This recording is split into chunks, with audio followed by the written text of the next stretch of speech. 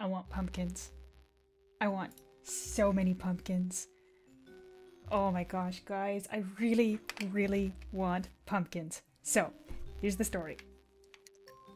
I've noticed that when you get the item that you can exchange 30 of these pumpkins for, your cast animations are not played, and the pumpkin appears to still be doing auto attacks even when it should be playing the animation for a skill, because you can still use skills when you've transformed into a pumpkin.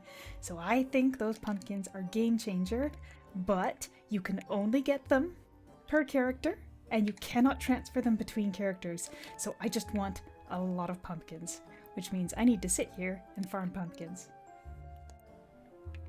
And I did it for about 2 hours yesterday and got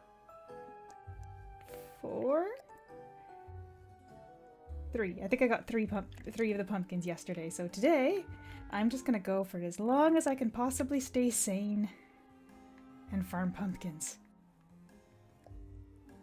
I'm not entirely sure exactly how game breaking it is to be able to skip the animations, but there's a couple classes in particular that I thought had a lot of potential, and unfortunately, that's the ones that are a real pain to farm on. So as I had said in my video before, the best way to farm these guys is on a Ravager to be able to get as many hits on the Tanuki in one skill.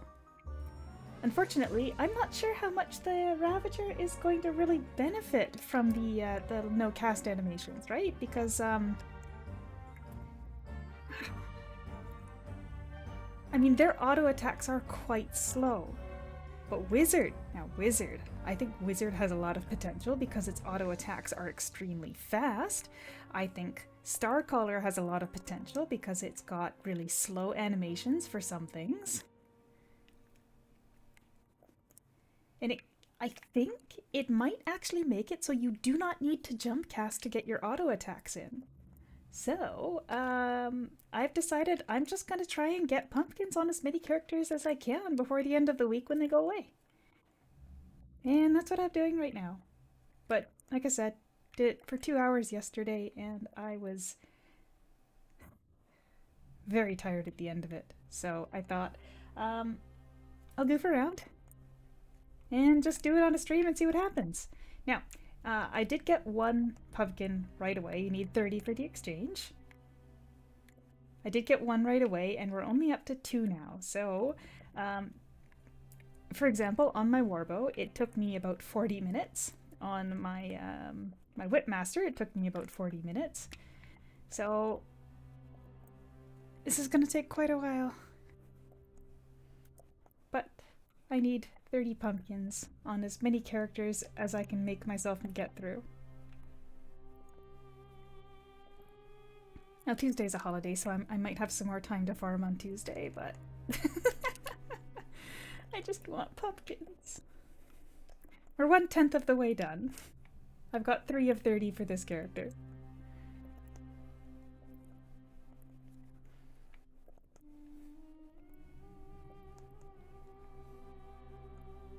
I just want pumpkins.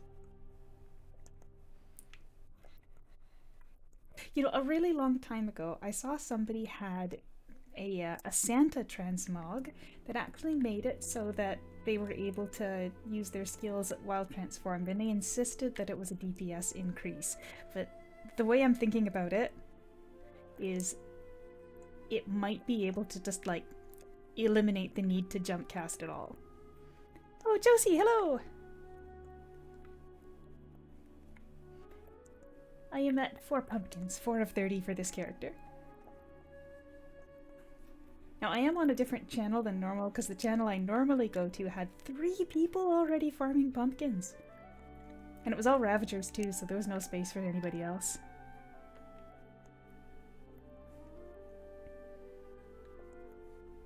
But yeah, just... This is not going to be exciting. This is going to be this until I go insane.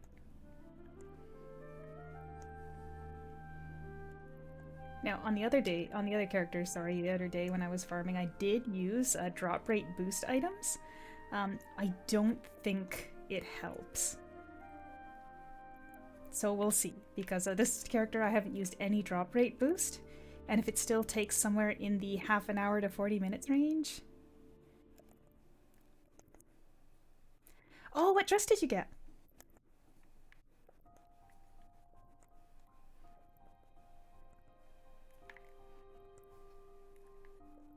I feel like maybe I should turn on sound effects so that there's at least something from the game here.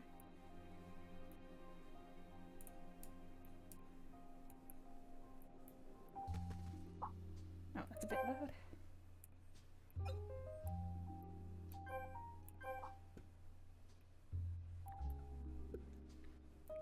One of the ones from the Paragon last week, was that one of the new ones? Like, this one? Because I actually really quite like that one. It's quite elegant, but I don't remember which other ones are on there. Or was that this week?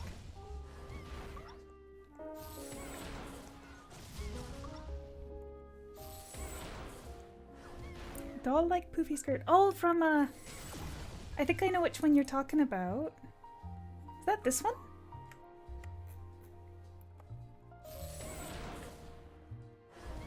Oh no, that's this week though.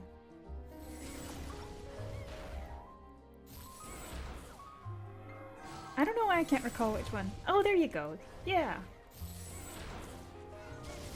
It is a very pretty dress. I think the bonnet on the hat is a little bit much though. Here, hold on a second. The bonnet for the matching hat is just like... Oh. I guess I can't actually show up, but I think the bonnet's just a little bit much there.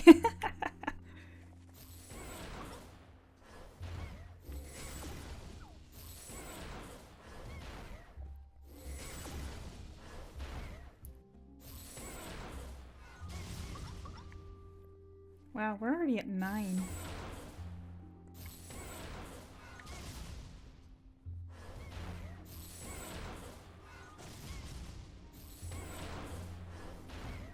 Did you dye it any colors? What? It's snowing. Holy moly. Already?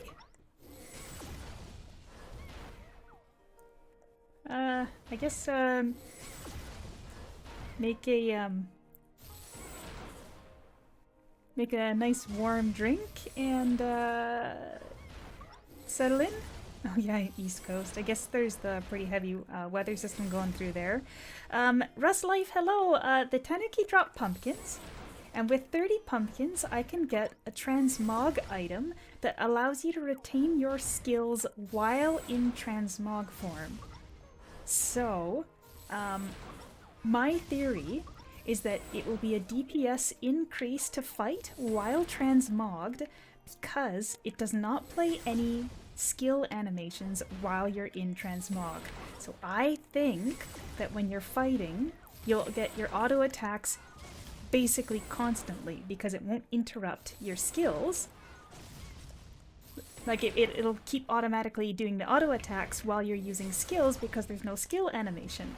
So in the same way that jump casting allows you to do auto attacks when you should have an animation for the skill, I think it's gonna let me just not even worry about jump casting properly, and it'll just get in more auto attacks. So I think it'll be a DPS increase. The other thing it's helpful for is when we're doing bond dungeons, and I've already been doing this with a couple of the bond dungeons that I've been running. If you turn into a pumpkin for it, for example, the cannons in the first bond dungeon, you can fire them faster because normally you'd have to wait for your stand-up animation to finish before you can fire again, even though the cooldown for the skill is already done. If you're a pumpkin, there's no animation for kneeling, so you can just immediately reuse the skill. And the other one is placing the bombs in the, oh gosh, it's the Titan's Root Bond dungeon. You're able to place them and move away faster, so you can get through a lot faster if the person placing the bombs is transmogged into a pumpkin. You don't need to. All you gotta do is just farm 30 of these pumpkins stolen by Tanuki. So I'm at 10 now. Unfortunately, drop rate does not affect the drops for these as far as I'm aware, and I'm kind of giving that a bit of a test right now.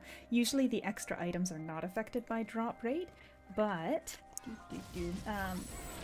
yesterday I farmed the pumpkin on 3 of my characters because you can't put it in the shared. You have to farm it on the character that's going to use it.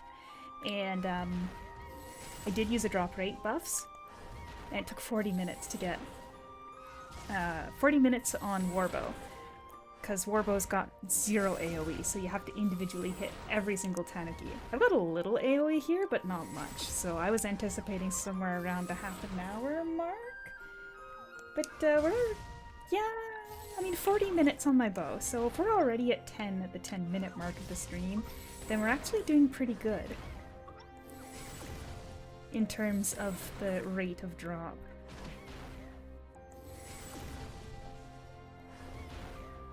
Well, I can be too, but this is my 6th character that I'm doing this for, so I have already farmed it on my Ravager, which was the easiest. Then I did my Wizard, because my Wizard, I'm currently running dungeons with her to try to get the cap level. Then I did Guns, Warbow, and my Whipmaster, because those are my 3 characters that are already at cap level. So this is my 6th time doing it. I am quite patient, but I wish the classes were a little easier to farm.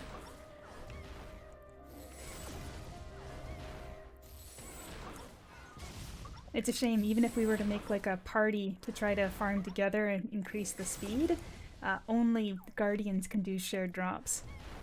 So, and even then only if they hit them with roar and don't kill them. So I don't think they'd be even, I don't think they'd even be able to make that work without one-shotting the Tanuki. Or does roar work? I might have to double check that. I thought that in order to share drops, the roar had to apply on the boss. So if it's one shot, it doesn't count, but might have to double check on that later.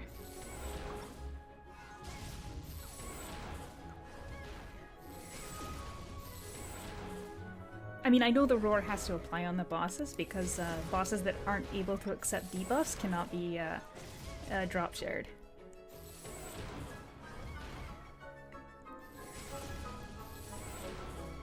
Oh, also, I set up this neat little thing for the album art for the music that I'm listening to. Oh, if it's only one character, you could probably estimate about 40 minutes for a melee class, half an hour for a ranged class, because it's a little faster to hit the stuff. Or 20 minutes for Ravager. Ravager really is the easiest.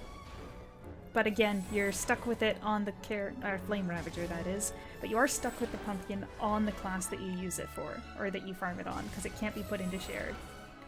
And it's entirely possible that they will fix the transmog so you can't use your skills in the future, especially if it turns out to be as broken as I think it might be. In which case I'll probably regret doing this, but nope. I've done a lot of things I regret.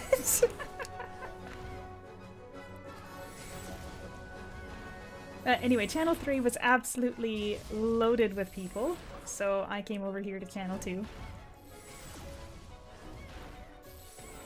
Yeah, and it's the little pumpkin that's beside me at my table here. I was gonna put it on my head, but it just looked weird.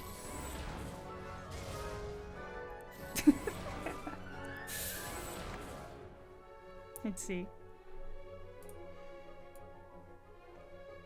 Oh, the layers are messed up. I'm gonna leave them. There. Pumpkin pal.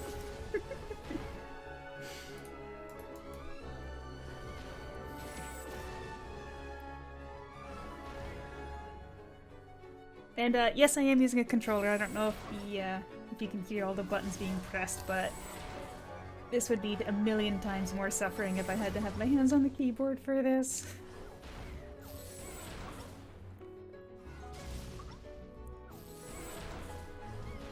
Speaking of which, I am super happy with the controller video. There's a couple things I wish I'd done better, but ultimately I think I did a pretty good job. So if you haven't checked that out, please do. Put a lot of heart into that one. And 14, almost halfway. Wow, maybe being live is the key because I wasn't expecting to go this fast.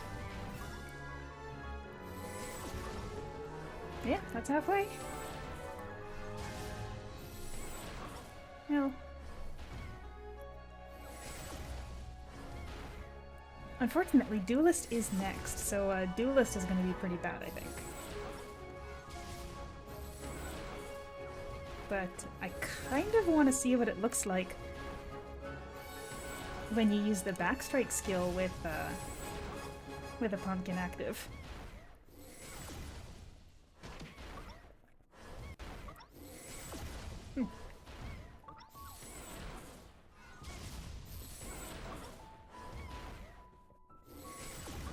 Actually, come to think of it. Oh no, Whipmaster is melee, so yeah. I did do one of them, and it took 40 minutes.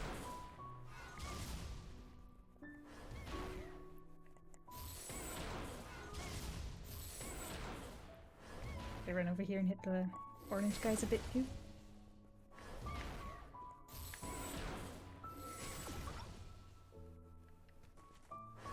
Probably not worth running across for it. The orange guys do drop them. It's just there's less of them, so I've been going after the purple guys.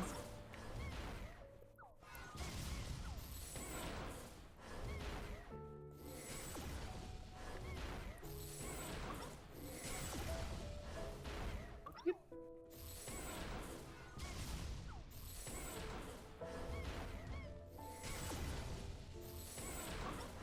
That's 16!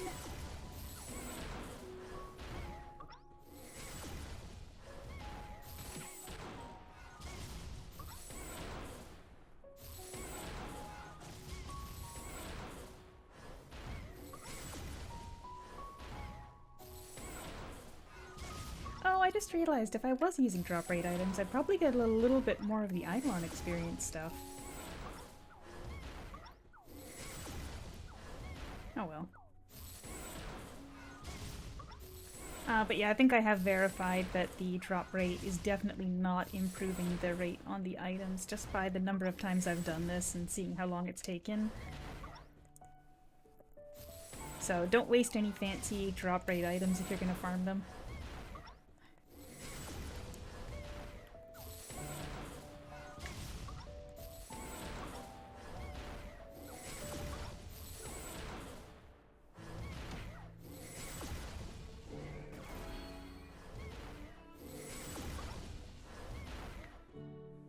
Oh, as soon as I've got it, I'll show you guys what I mean about the animation being cancelled. But it basically, there's time between when I press the skill and it hits the target. I think especially visible on like this one, right?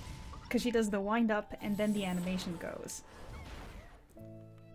It doesn't play any of the skill animation at all when you've been turned into a pumpkin. So all the time between when I hit the button and the animation hits the Tanukis, that's just gone. It just instantly hits the Tanukis. So that's why I think it's...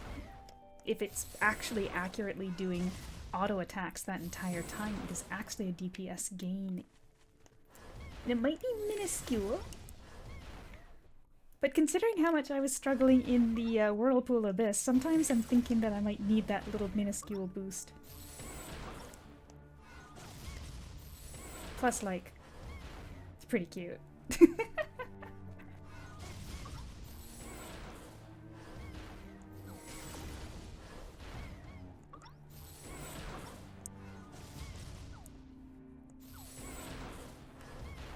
Well, we're falling a little bit behind 1 per minute right now. Yeah. Oh, I should close that.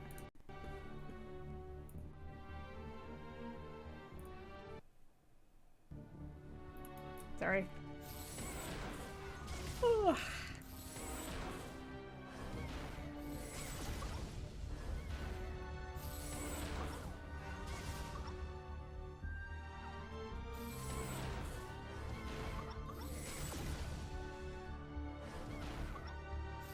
You know, I kind of wish it would tell you how many you've killed of each mob. You can see how many it took to get everything that I've got so far. Actually, it might be fun if they were able to track that information at all. Like if the developer could see that information and then announce how many tiny things got killed during this event. That would be fun. I might actually reach out to them and ask them if they could check that, because that would be fun.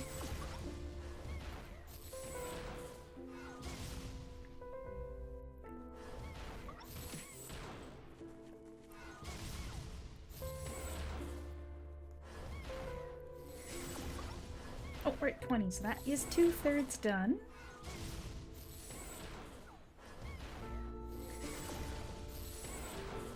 On one character, anyway.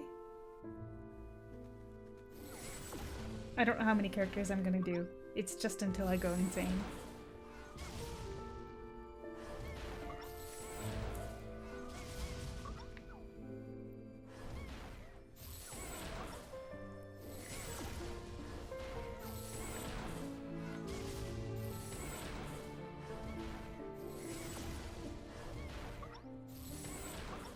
Drop rate's affecting the chests too, because I swear yesterday I was littering the entire region with chests, even on characters that were slower attacking. Now, another small benefit is if you're doing Eidolon wishes, grab the chests, because you can get those gold tier gear that actually aren't available for exchange in the archive from them.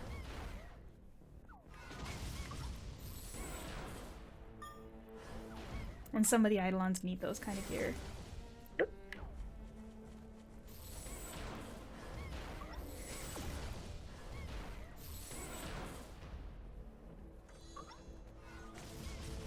And plus you can sell them for a pittance.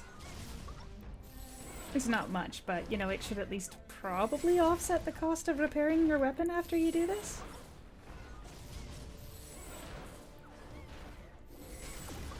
Probably. Maybe not.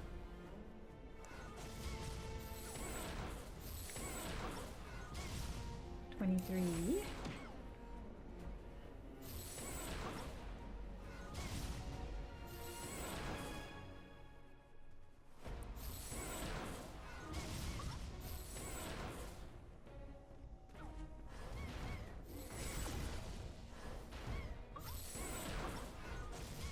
$24. Oh, we're actually ahead of the minutes timer so far now. We are doing about 1 per minute.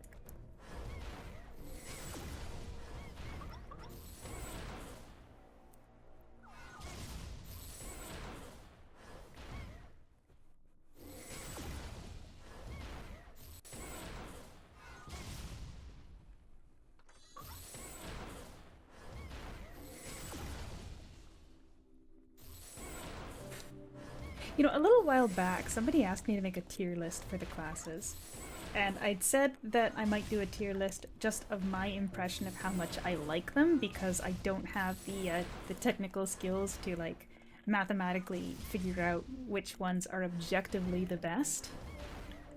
But now I'm wondering if I should do which class is the best for farming on the field map.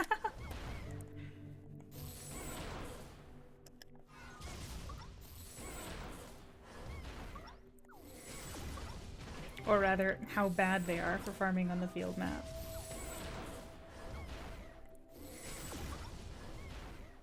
Since obviously Ravager is going to be the only one in the top slot. Wiz isn't bad, that's right. Wiz was not anywhere near as bad as Warbow and Whip were. Warbow and Whip both took 40 minutes. Guns took about 35 minutes. And my start color here looks like it's aiming for about 30 minutes, but it really just depends on when these last 4 drop, right? Obviously, Duelist is going to be pretty bad too, but unfortunately, Duelist is next. I'm just going to go down the list. I think Stellar Sphere is going to be pretty good. Tachi! Yeah. Gosh, my RNG has been really good here.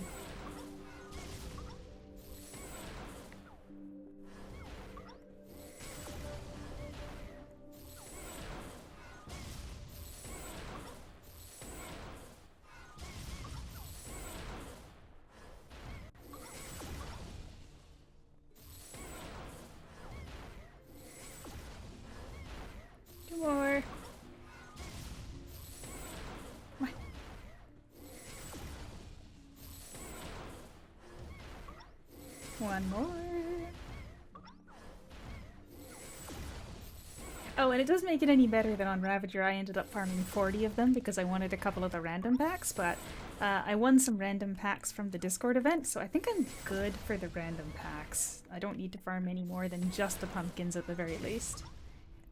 The card that you can get inside there is actually quite common, so I was able to snag that pretty easily. And I got a set of, or a portrait, I believe it was, of one of the Halloween Eidolons, I forget which one. And also a pink heart light thing for my house, but doesn't really fit my aesthetic of Eidolons everywhere, so I didn't put it in.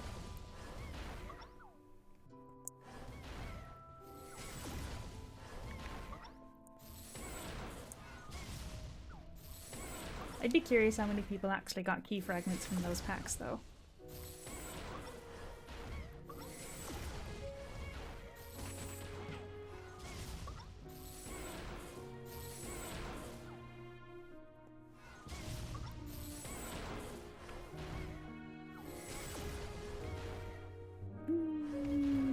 Come on, one more. One more. There we are. Alright, alright. Hello, Magnum?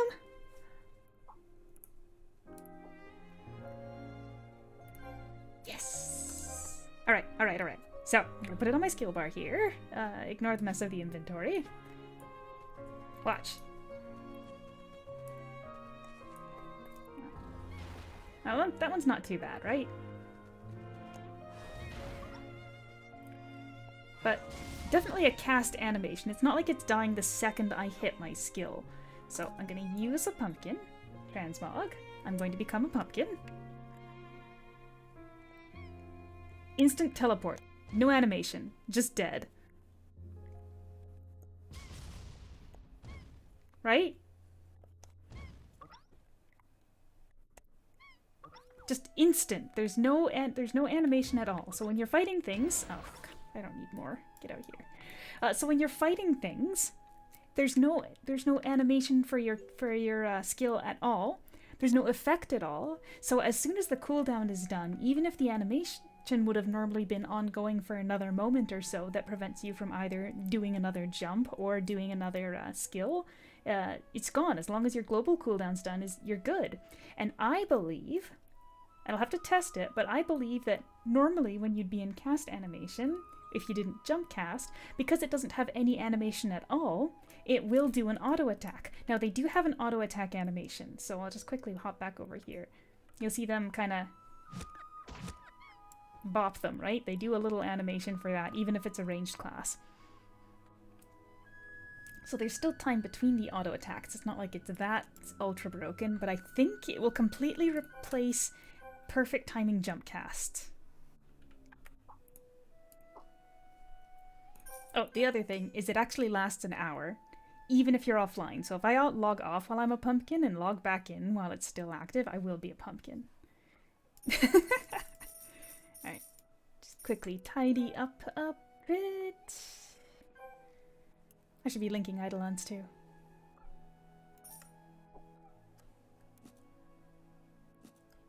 Alright, clean that up. One down. How many more to go? I don't know. I have no idea how long I'm going to keep at this.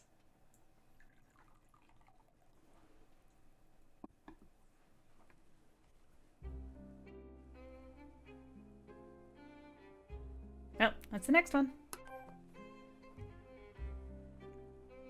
Oh, no problem.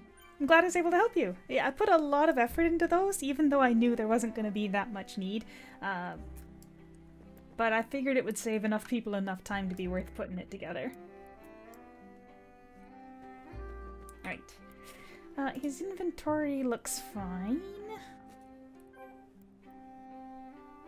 Yeah, let's grab some Eidolons and link them.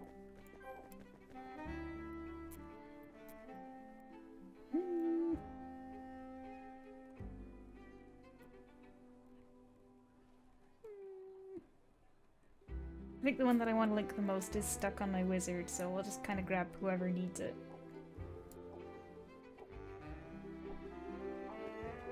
And we need some food. Eidolons, other...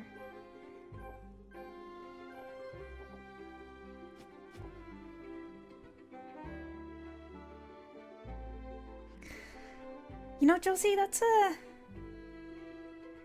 a bit hard to say because unfortunately it's a little bit different depending on where you're at, the kind of stuff you want to hoard. I'm not sure if I would be able to properly provide a guidance on that. Oh, Magnum, are you playing Impact or the old version? Because they did change the location of a couple things in Impact. But as far as I'm aware, nothing has been revised in my version. Yeah, I don't play Impact anymore, and I think the only location where they changed anything significantly was the very first map, as far as I played anyway. There might have been some other ones a little later on.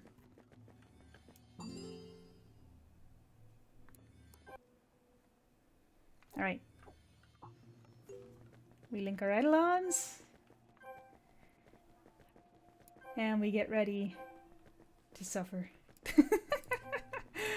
I just want Eidolons. Or I just want pumpkins. I want Eidolons too. Oh no. Somebody came to my channel.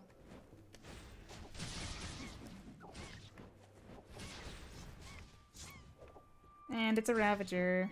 Oh no. Well, I'll try channel 1 then. Because as you can see, my my duelist is way too slow. I'm not gonna be able to hit anything.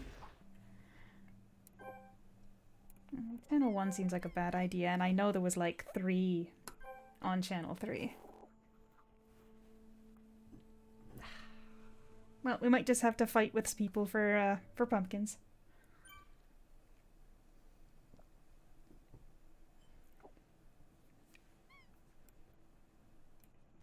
Oh, that's you!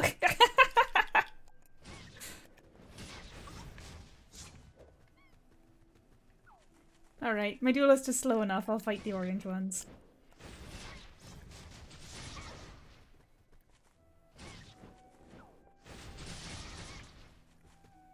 No, it's fine. You're perfectly in your right to monopolize a hunt area you got to first. I'll stay over here with these orange guys because I'm too slow anyway. Right? Like, these guys are respawning before I can even kill them all anyway.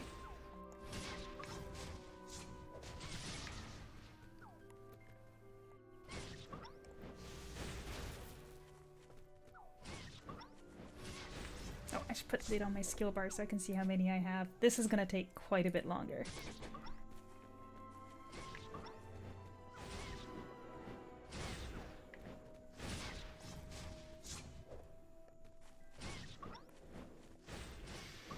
Pumpkins!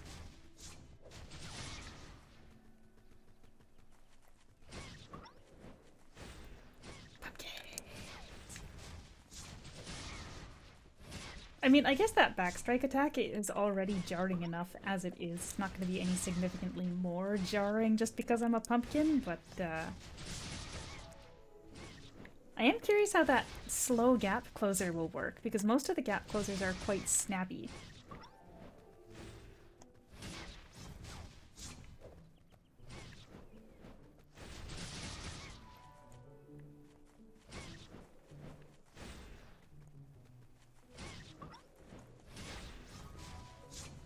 Man, is there like a subclass I could pick that would be better for this? I don't know.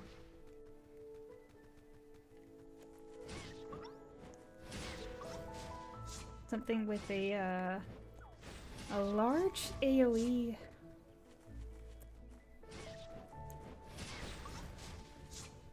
Oh, maybe something like if you were to do a shuriken sub, maybe that would help take out mobs.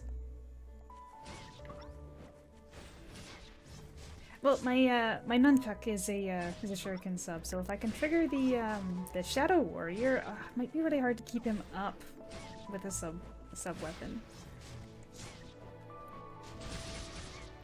Hmm.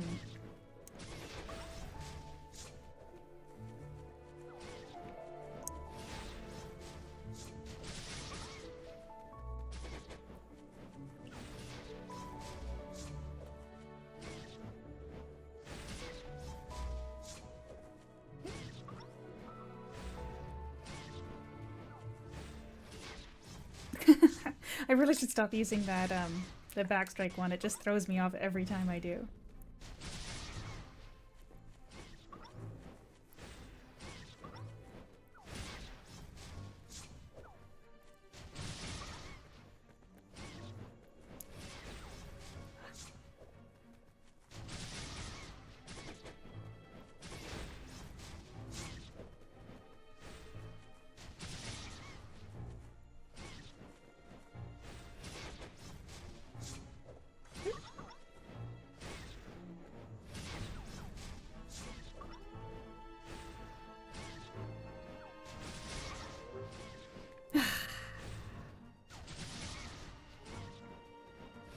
I thought we got 5 pretty quickly here. Oh, you're already at 20! You're almost done! You're 2/3 there! I was just thinking I got 5 pretty quickly here, but I wonder if they have a different drop rate on the orange guys because there's less of them. That wouldn't make much sense though.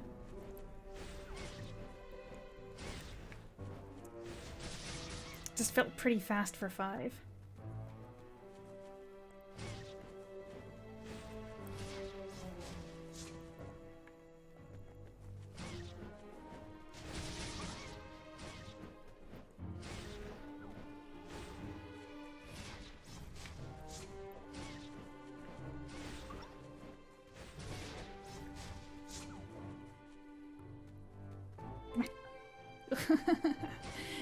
This would actually be a lot easier if I were using the mouse here, but I think it would put too much strain on my hand, considering I don't know how long I'm going to be doing this.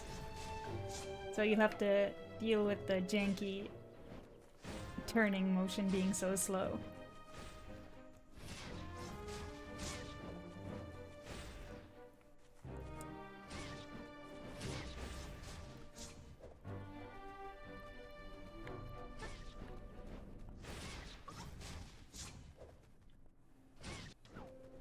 Yeah, right as I was saying that we had 5 fairly fast, we still haven't gotten another one since.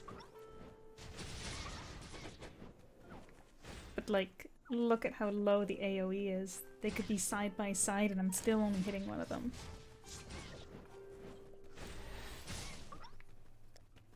Actually, if I put that on 2 instead, it's not quite a long animation. Alright, so this long animation, all of those hit in 1 second. Maybe. That seem kind of broken? It might be. That's why I'm doing this. I want pumpkins for everybody. Originally I thought to myself, oh, I'll just do it for everybody that's over S30, but then in the future, if I get used to playing pumpkin, it'll be annoying to not have it. So I'll just keep going until I'm too tired of Tanuki to even keep fighting. Ah.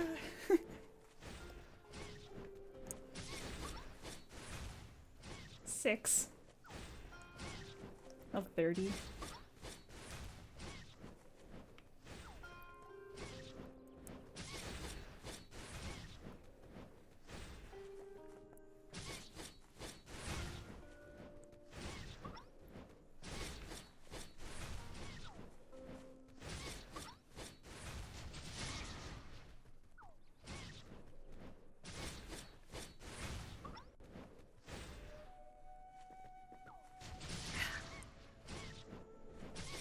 Small pumpkins. Yeah, I'd say this is definitely worse feeling than with even Whipmaster or Warbow was.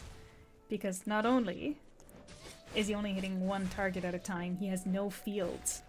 Like something I could drop and then just occasionally it'll hit an extra guy.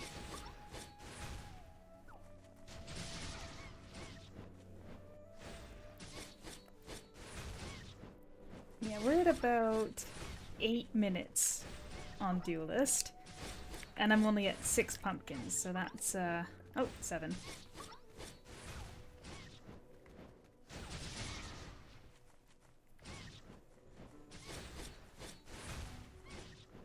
Yeah, I'm looking at my my timer here, and I can see what time I started. Pumpkins. I just want pumpkins.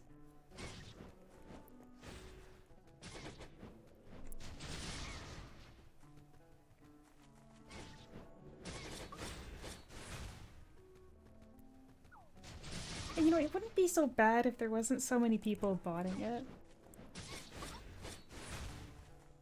Like, I think there was 3 people on channel 3, and I think all of them were bots. At least 2 of them, because they were standing in the same spot as a Ravager and just using Flame Slash. And they were completely surrounded by junk items that were overflowing from their inventory. But it's okay. I'll do it the right way. I'll just find a spot for it and go until I go insane.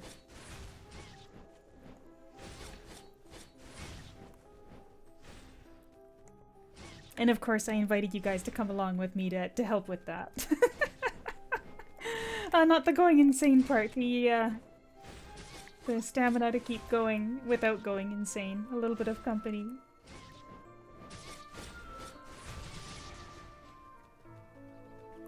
Oh. Yeah, so 10 minutes in and we've got 7.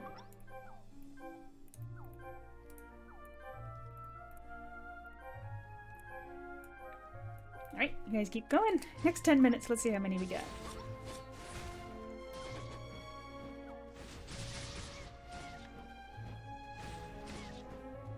Those guys probably going to be a 40-minute grind.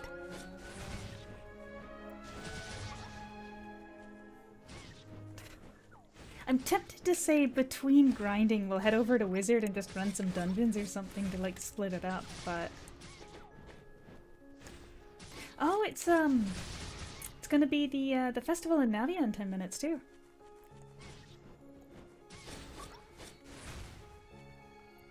Do I want it here? Nah, I'll be okay, I think.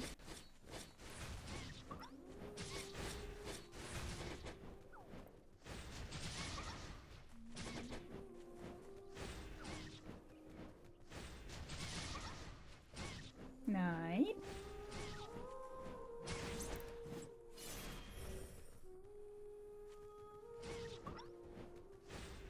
Pumpkins.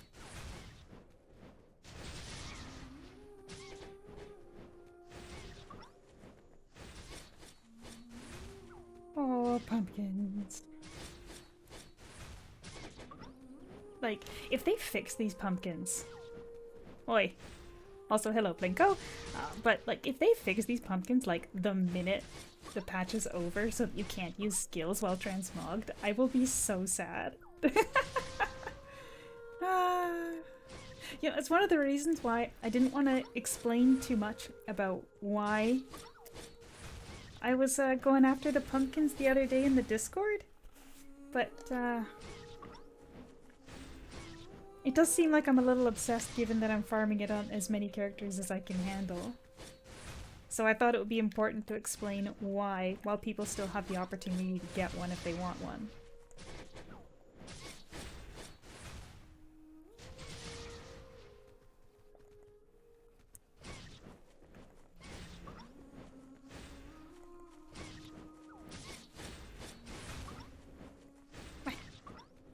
Drop the pumpkins.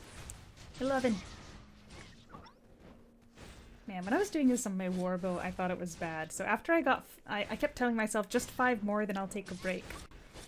Just to keep myself going. And I did eventually just go straight for the whole 40 minutes it took to farm. But it is definitely very suffering comparing warbow that used to have really great AoE with what's become of it now. Oh, 12. That being said, I did throw on the transmog, no gear, in the Robo Bond yesterday when I was running it, to see how fast you could use the first skill.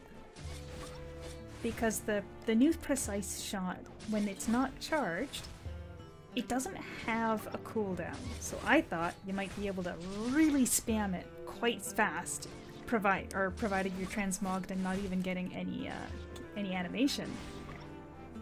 But I think I was a little worn out from all the farming, because so I don't actually remember what the result of my my experiment was.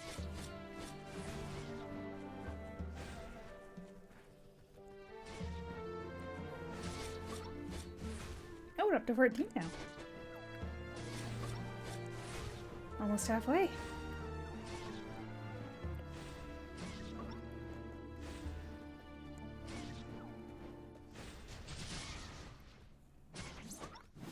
Oh, 15. Okay. Okay, I'm definitely killing less than I was on my other character. Like, the amount that I'm killing, like the speed at which I'm taking them down is significantly slower here than it was on my Starcaller. Starcaller was doing pretty darn good. So, I wonder... See, I've thought about this before, the way the drop tables work in Aura Kingdom. I know it should just be RNG, but when I used to farm the worst gold item, Pure Magic, that's the one in Candio from the unicorns, I had this thing where every time I would get 2, I would switch channels because it felt faster on a fresh set of mobs. So I always wondered if there was almost like a pity for each spawn, where the, like, each time you take one down, it builds up pity towards dropping, and because the purple Tanuki are further apart, and there's more of them, you're building up pity on the individual Tanuki slower. That's kind of where my brain was going, just because of my experience with that Pure Magic. I know it's just RNG, but I would spend hours farming Pure Magic. Literally hours, trying to get just 10 for the Eidolon Wishes, right? And I legitimately found it was faster if you hop channels. So...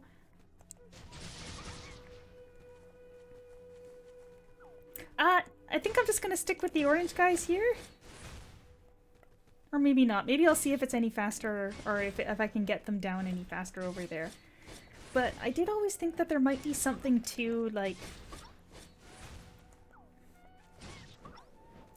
I said, almost a pity system for the drop, just because it was actually significantly faster hopping channels than it was just killing on the same channel.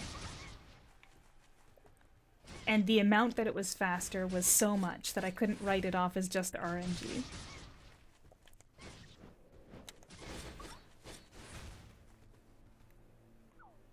Oh. Let's zoom in a bit here. That purple goes so nice with the headphones there too. And the devil wings, that's a really great setup you got there.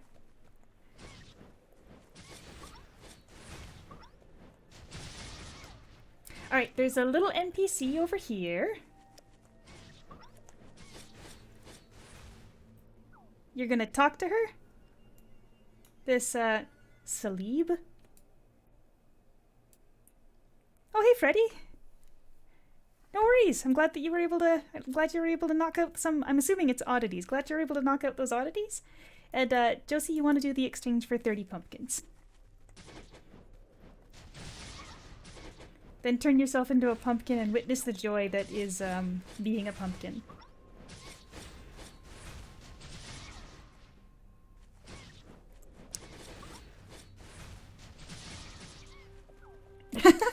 Being a pumpkin.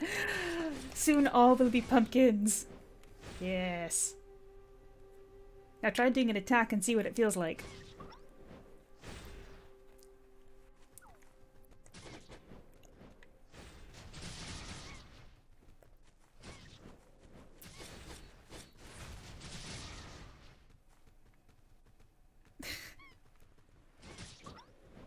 Listen, pumpkins and pumpkin spice are not the same thing. There is no pumpkin in pumpkin spice. It is simply the seasoning that is used for pumpkin pie. Don't get it mixed up.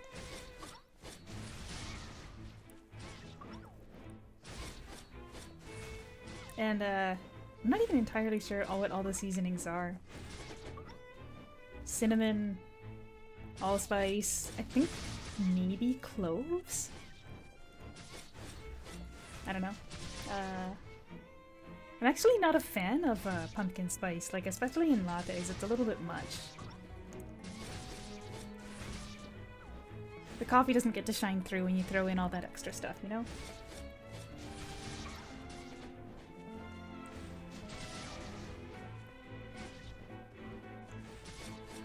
Alright, now Josie, your next mission is to run a dungeon while transmogged as a pumpkin and see how it feels, because it should feel quite different. Oh, oh, oh.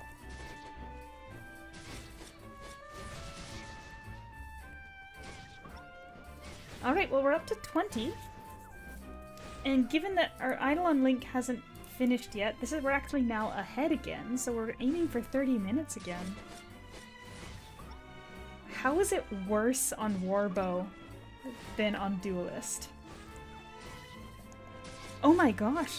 What if using drop rate buffs actually hurt it? Because the drop rate buffs apply for the regular items, but I also haven't seen it drop 2 items at once.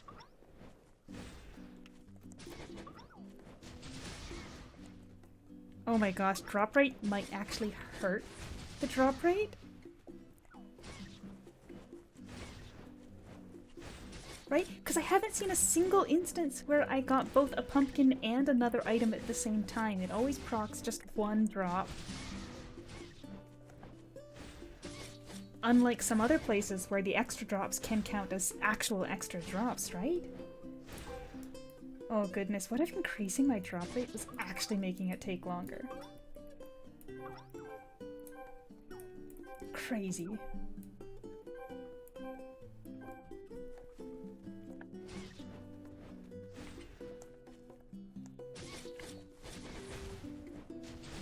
Oh shoot, I didn't realize, now I'm gonna have to wait at least another 10 minutes here to be able to let the Eidolons loose on the next character.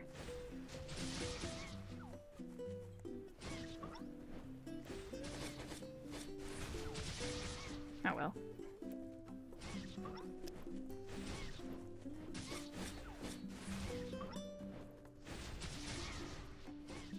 Oh yeah, I should double check again. What do people think of my cute little album artwork behind me here? Someone linked me this neat little it's called like a 3D panel where you can make a nice little 3D panel out of any source in OBS. And I thought it was super cute, so I thought because I love music so much and I've always got like a playlist going, it might be neat to just have the album artwork behind me while we're going. I kinda like it. It doesn't exactly fit in with the aesthetic of the rest of my patchwork desk and coffee setup here, but I think it's pretty. You might notice the VLC icon appearing between them, and that is because, yes, it is just playing in VLC.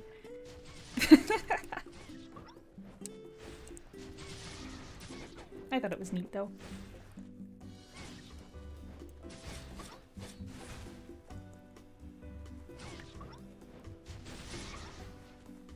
Might be neat if I could have like the song name somewhere too, so you'd be able to see what was playing.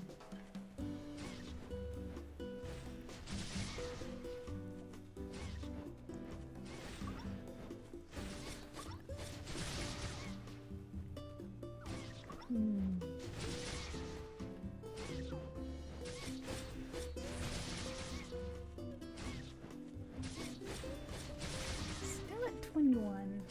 Feels like it's been a while.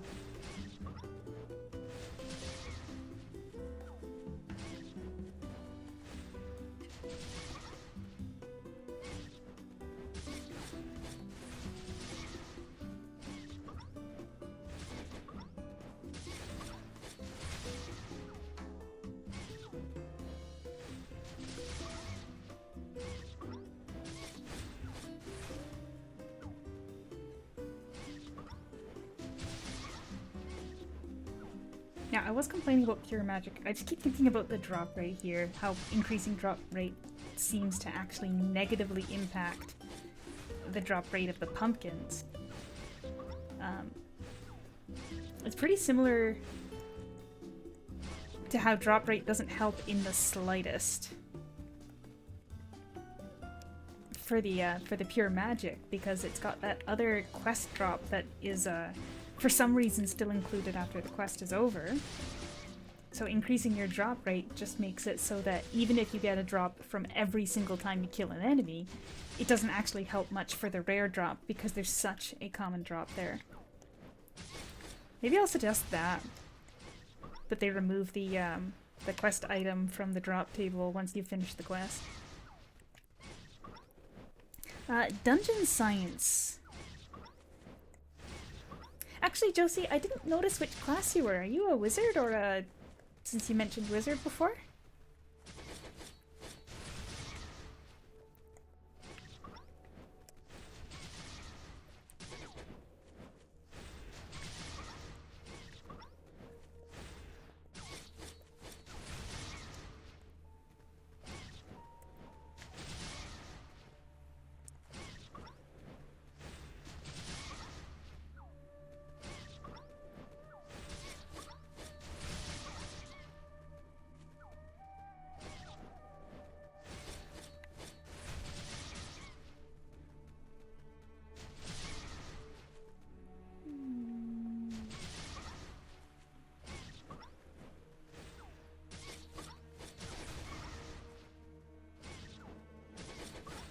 Honestly, I might go back to the orange Tanuki.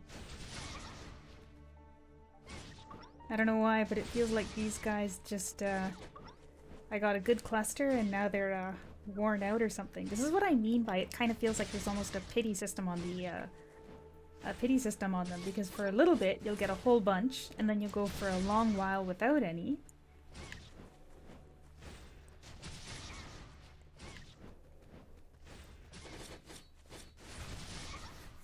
Alright, let's head back to the orange guys and see whether or not it feels better. Gotta watch out for that portal though.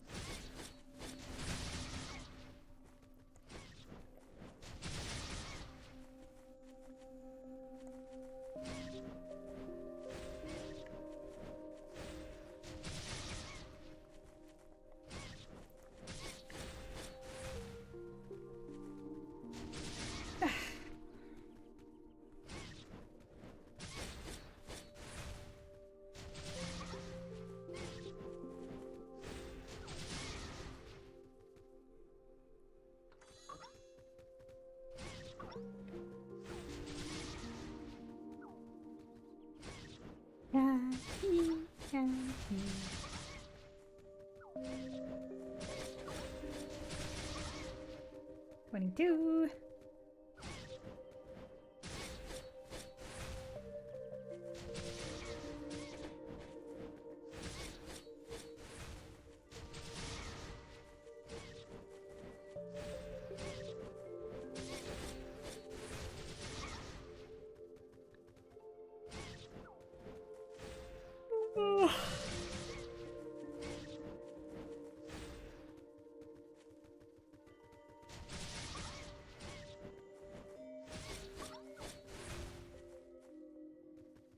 Pumpkins and Tanuki. Literally the only thing on my brain right now. 23.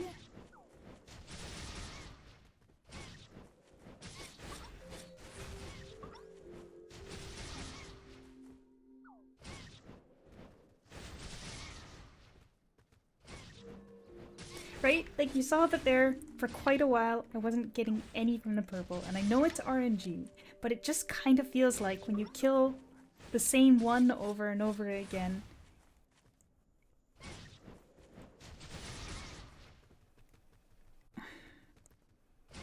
I don't know, because the way that I'm thinking of it is kind of conflicting. Like, there's less of these guys, so if there's some kind of pity system in terms of the dropping, then I'm tallying up pity on each spawn faster because there's less of them. But at the same time, for the unicorns, I guess it would be like every time you flip channel, you flip over to mobs that had a different level of pity, so to speak. Again, this is probably not how it works, but just it legitimately took less time to farm when I was switching channels on the pure magic. Right? So it kind of feels like there's some sort of pity system, and as you're killing the same mobs over and over again, they all start dropping after a little bit, and then there's another while where they don't. It's what it feels like.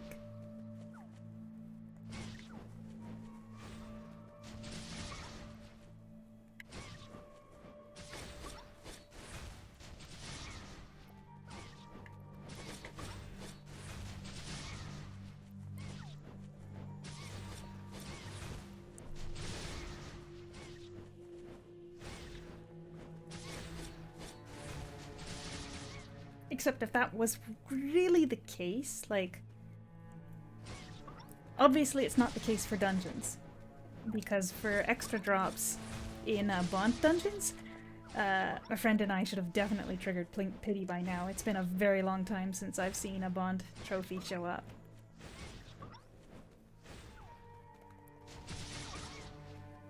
And it feels like they're really hard to sell without both in the set right now. So I really need either me or my friend to get the other one so that we can sell as a pair.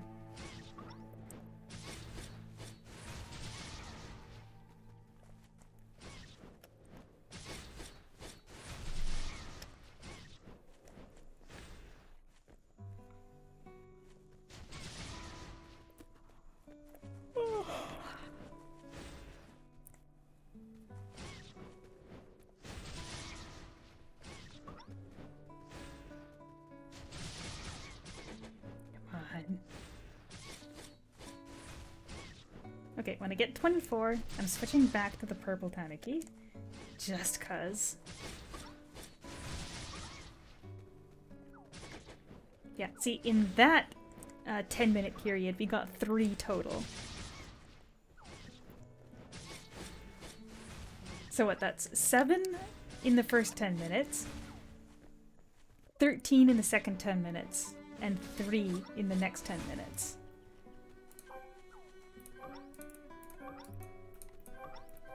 Oh.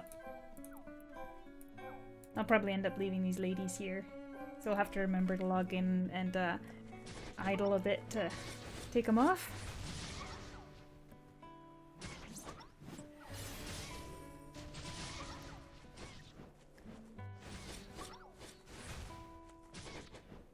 Five.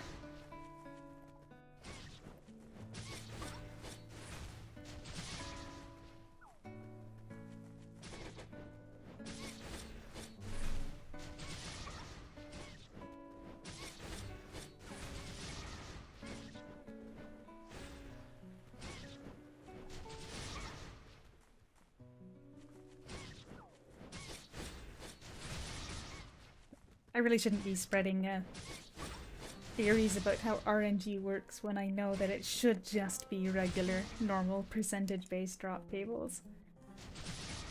But I guess I'm just feeling a little superstitious today.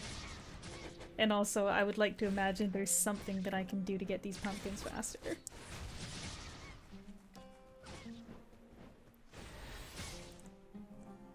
So, I think once I get to, a second one that is, once I hit 26, I will swap over to the other side again.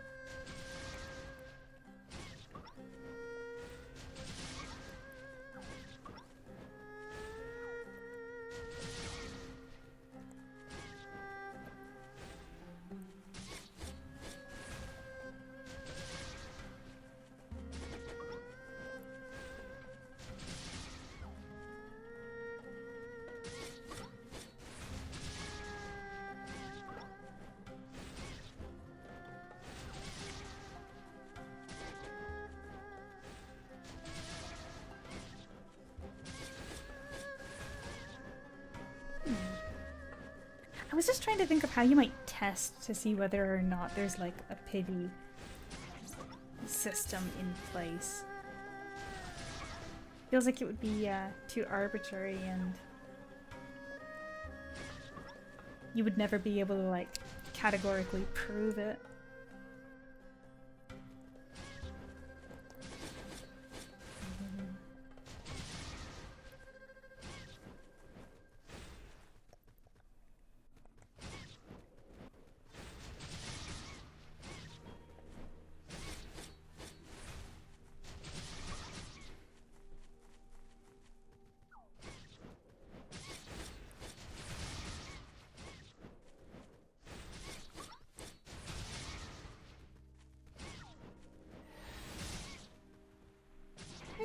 bit of range on Ice Flower, huh?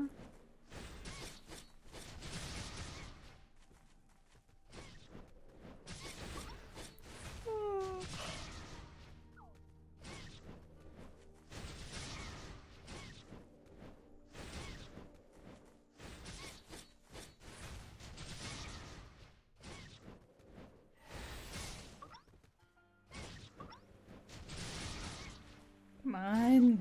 I'm at 25. Hand it over. There.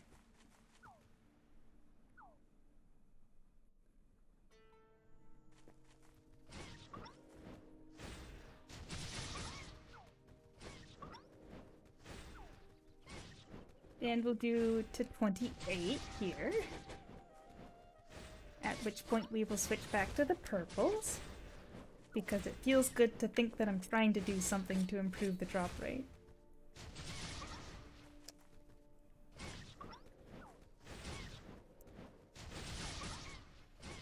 That being said, if my Eidolons finish another 10-minute link before we're done, I don't think I'll start them again. It had better not take more than 40 minutes. Or that much more than 40 minutes.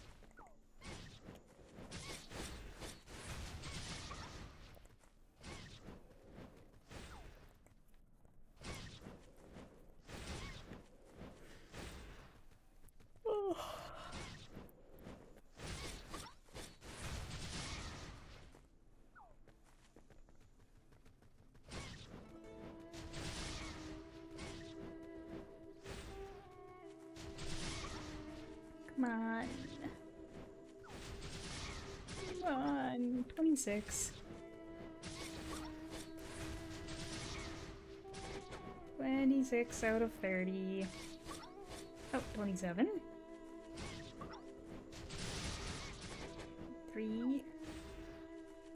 4. Oh, look at that. 28.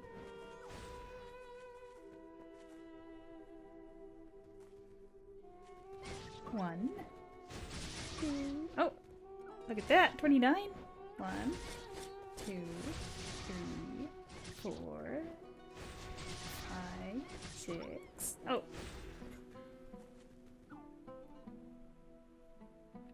You know, it is kind of boring because you don't get any of the fancy animations, you don't get to see your costume, but I think it's nice to have.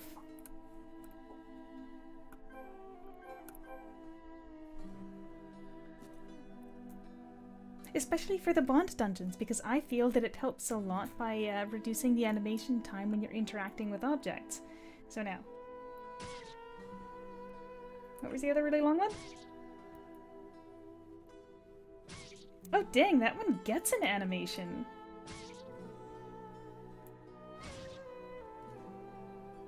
Hold on a minute, he's actually doing animations for the duelist class.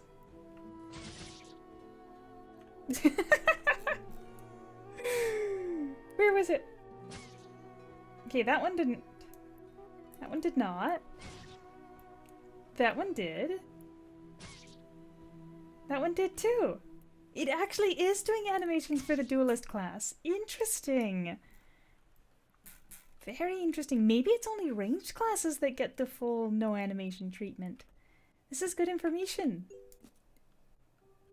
Does make my suffering a little less worth it though. That was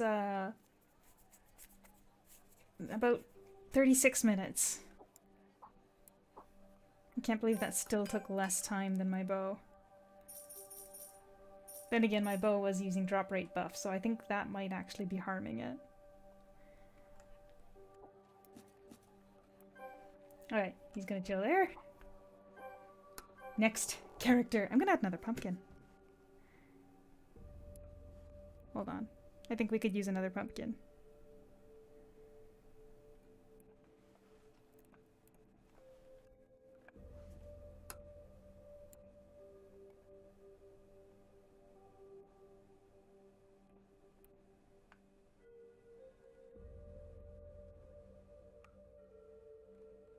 Just gonna stick it there.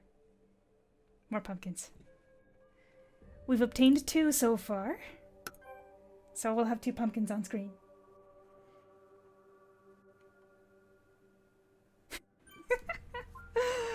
is perfect. Every time we get a pumpkin, I'm gonna add another pumpkin.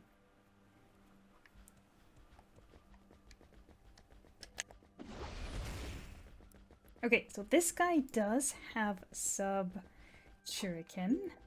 How's his inventory? That's fine. Just right click the buff in your bar. There should be a little buff in your bar for the pumpkin. Just right click it and you can remove it. Or if you die, it goes away.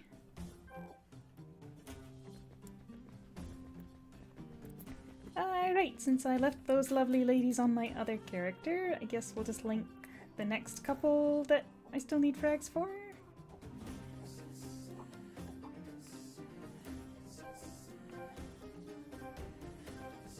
Alright, so it's not going to be quite exactly 10 minutes since I started the linking already, but let's go.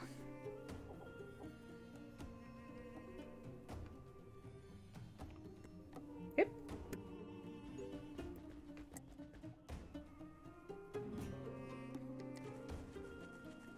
And it seemed like the pumpkins got self-conscious when I started, or the tanuki got self-conscious when I started counting. So, 2, 3, 4, 5, 6, 7, 8. Actually, it's going to be hard to count how many. 9, 10, 11. Oh, right, I'm going to try and...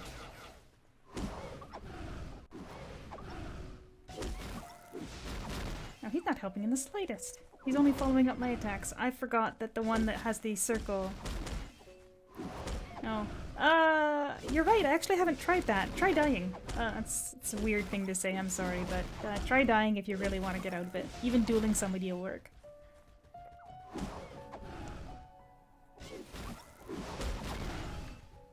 Oh yeah, I guess normally to remove a transmog, you would, you'd have a skill for it.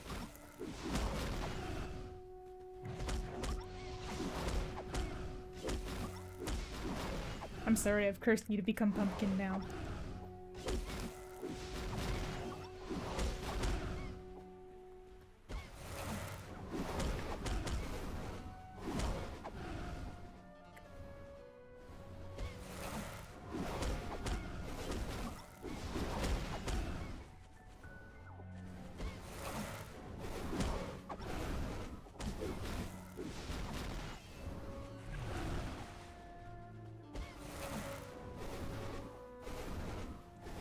Man, that AoE is pretty small, huh?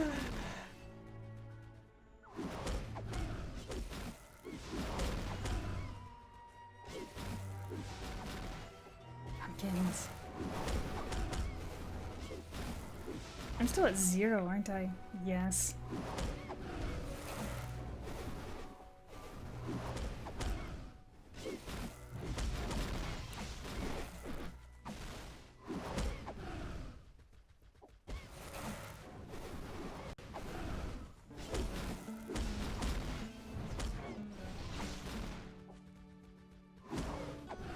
I need to have at least one before I can stick it somewhere on my skill bar so I can see how many I have.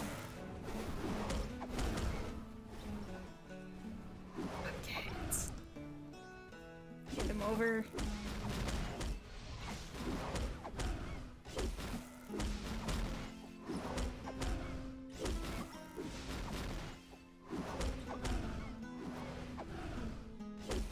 Honestly, let's go back over to these guys.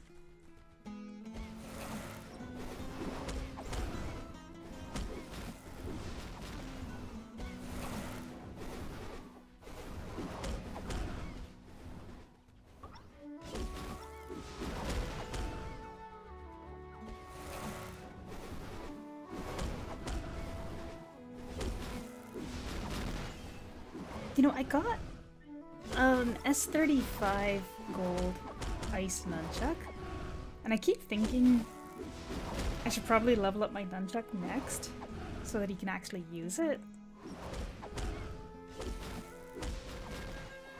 But I just don't know about this class. Like, is there... I don't know if there's any, like, actual endgame players playing it.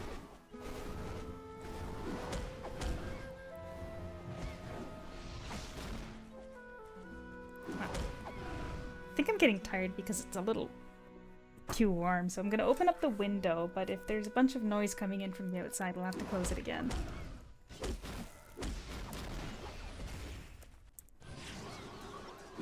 Oh, one.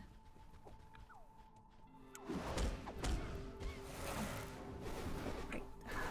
Stick it in my skill bar so we can watch.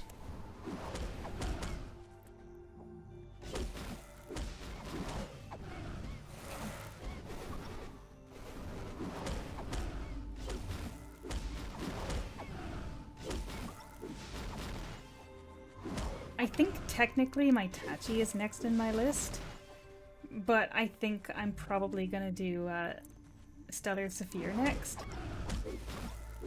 If I can bear to do another one after however long this one is gonna take.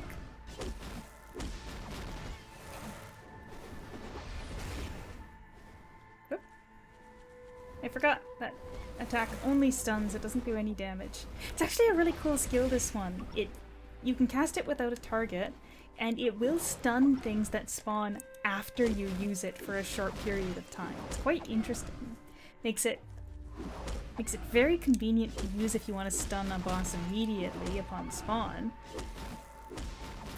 But it doesn't do any damage.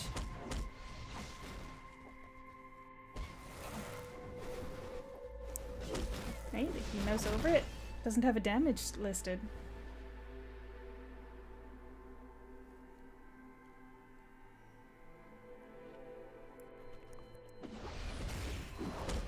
Not that I need a damage buff to fight these guys, but...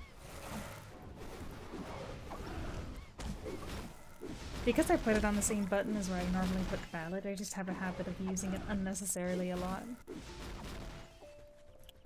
Yeah. Whoa, who are you targeting, bud? Oh. Controller bug!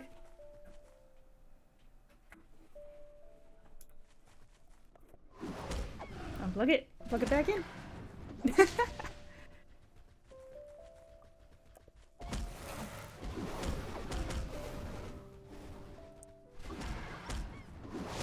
Oh, 2. So I guess we switch over since I'm doing 2 and then switch now.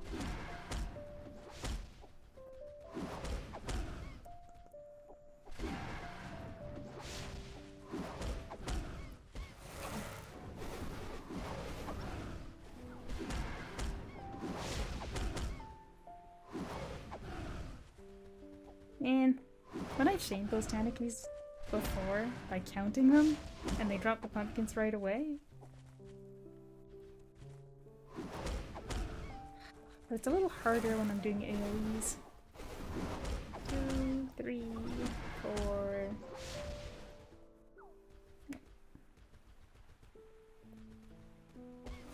5, 6, 7, 8, 9, 10, 11. Hello, Resonant! 12, 13, 14, 15, 16, 17, 18, 19, 20, 21,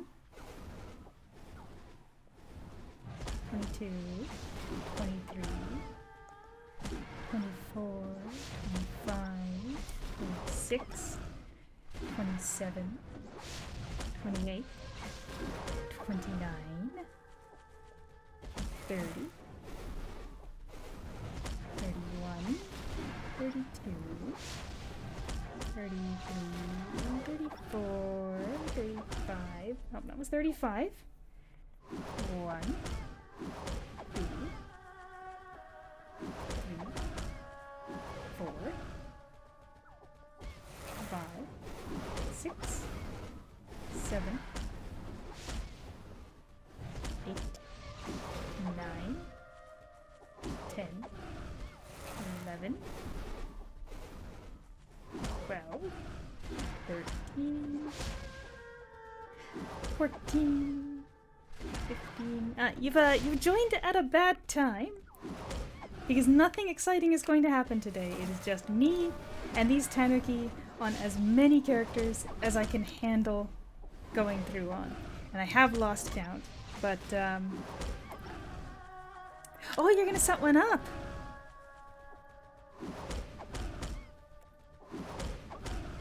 hope it brings you hand stress relief, I guess I should say. I'm trying to think of the best way to put it.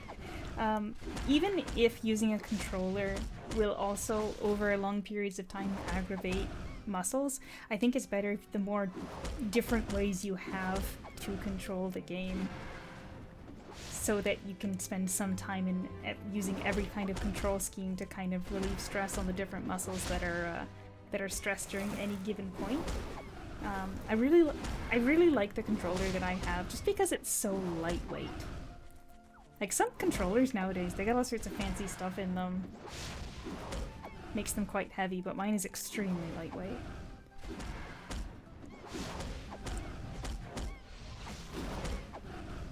Come on, I stopped counting. I should have kept counting.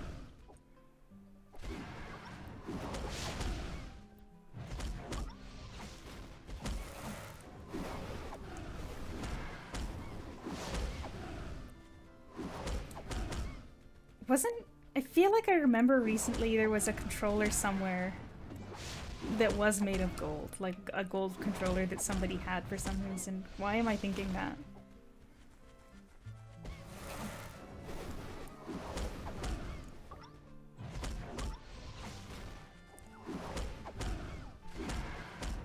Oh, they have a gold controller?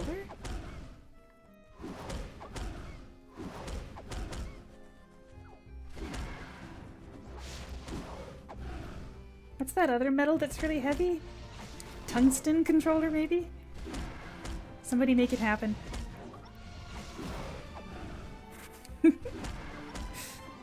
Tungsten core controller. For those days when you want to get a workout while you're gaming.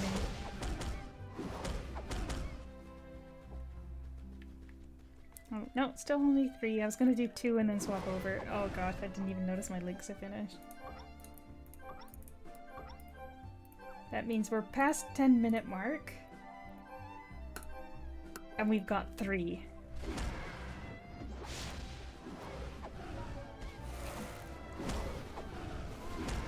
I'm definitely doing a ranged class next. These melee classes are the worst.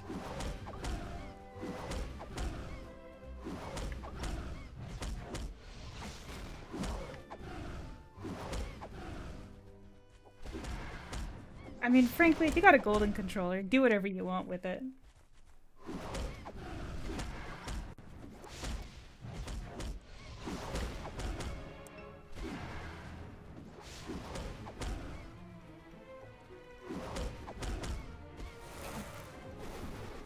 Actually, considering how little there is inside my controller, you know how there's those mice that are,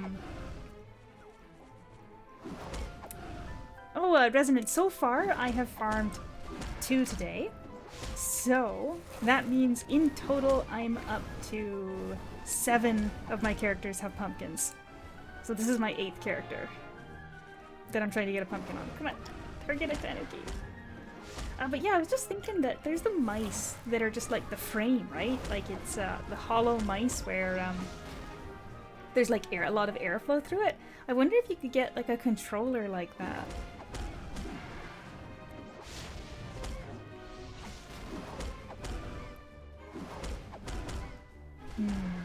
Like an ultra lightweight controller in the same vein as like an ultra lightweight mouse. Obviously no rumble and all that kind of stuff.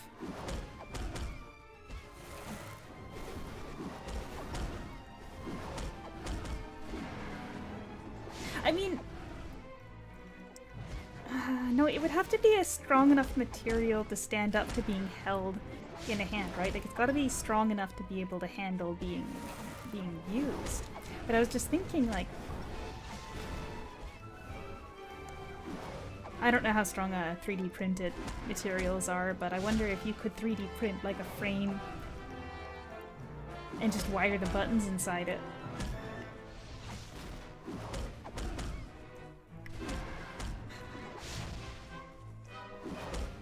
I don't know, that might not be very comfortable.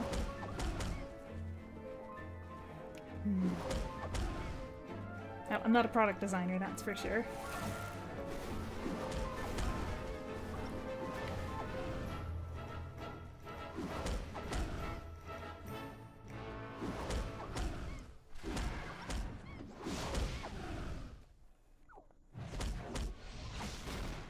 Oh, vibration is a...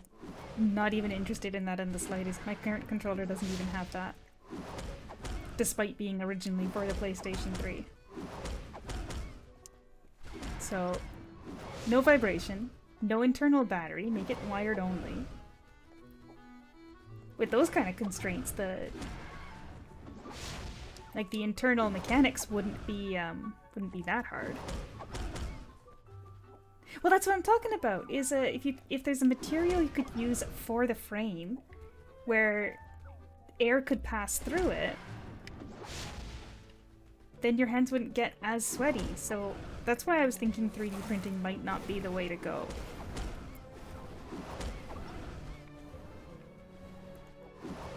Maybe just like prototyping a shape and then finding a different material that you could use to actually make it. Again, I'm not a product designer, just it would be... My hands do feel a little bit warm right now, so I was thinking that it might be nice to have a controller that is just as light, but cooler.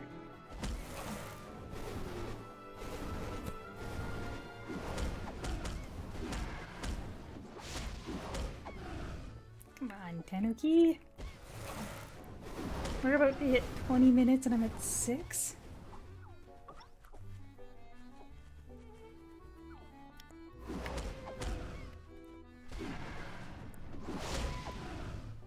Put a fan in a controller, but that would be adding to the weight.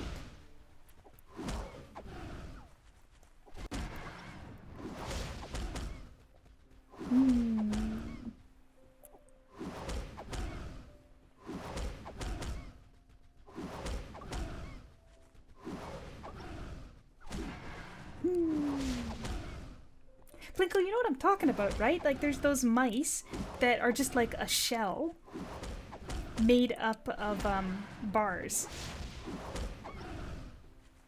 right? Like it's like, bars is probably not the right word to use, but it's like, it's not a solid shell. Yeah, skeletonized, that's a better way of putting it. Something like that, but as a controller. If they can do it for a mouse, I'm sure somebody could figure out how to do it for a controller.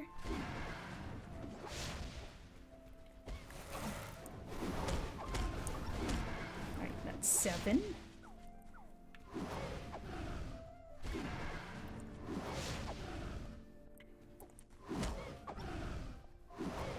Oh, there's 8. Must have been close to pity. Alright, back to the other guys.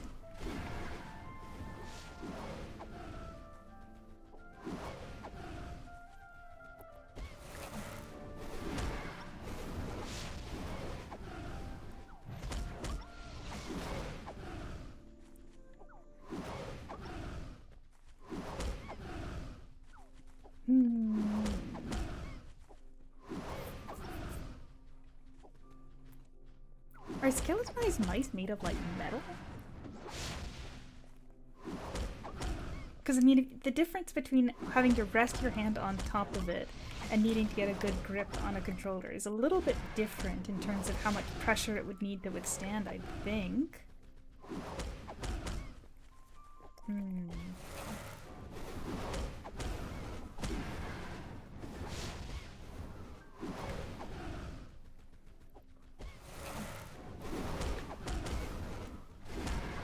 Night.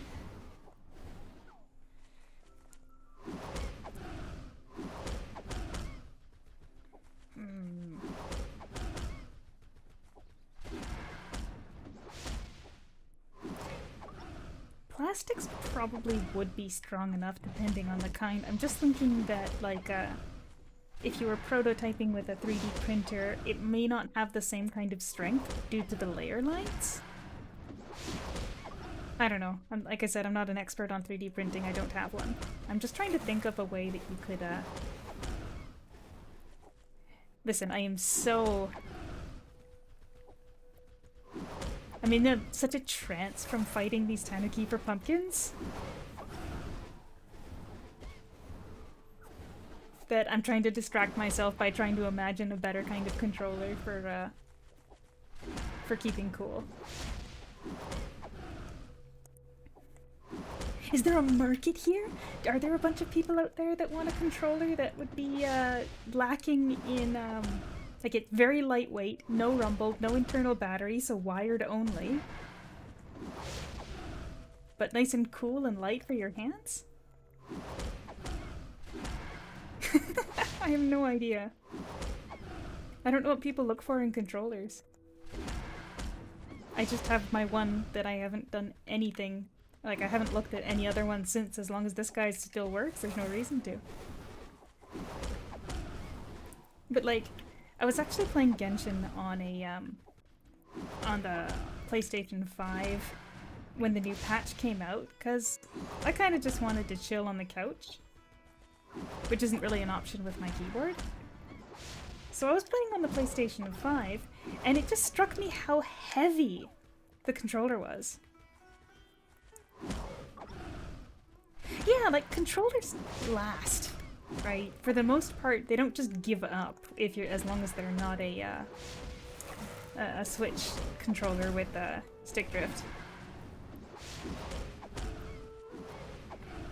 20 plus kilograms to pull apart, but what about like compressive force when you don't have that much? Like when there's not that much material in like a frame, it would have to have structural integrity, right? Wait, what happened to the Switch 2 controllers? I don't have one. What are they doing? Did they get stick drift too? The only drama I know about the Switch controllers is the... Oh jeez, it is the same? I heard the news about the, that case company that was having issues, and they were trying to tell people that they were holding the case wrong, which is why the controllers were coming off or something, but I didn't realize they had the exact same issue. Right, D-Grand. Alright, we are 20 minutes in at 10 pumpkins. That's pretty bad.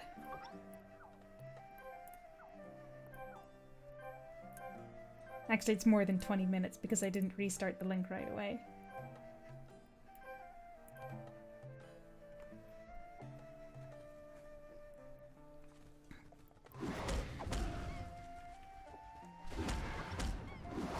See, truthfully, I actually like the size of the Switch controllers because my hands are pretty small and they generally fit okay into my hands. But that just makes me think that anybody with like normal human-sized hands would find them to be very small and cramping.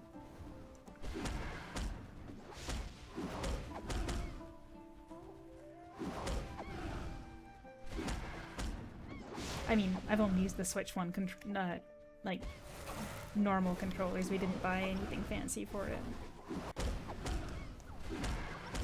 But I also occasionally like to disconnect them from like the little controller thing and just use one in each hand, and then I can kind of really relax without having my hands in front of me.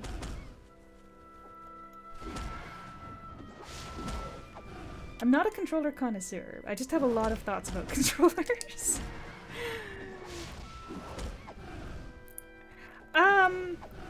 Yes, I have 46 rotten fruit. That's a whole 46 silver, don't you know? Adrenaline. But I want pumpkins.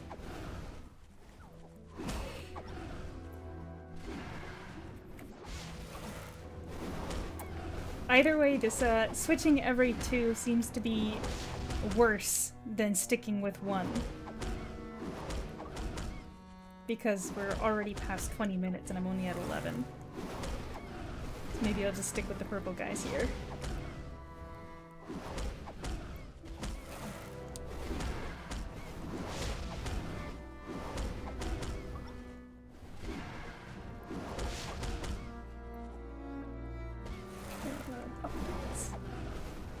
Wait, are pumpkins? I guess they are. I guess pumpkins are fruit.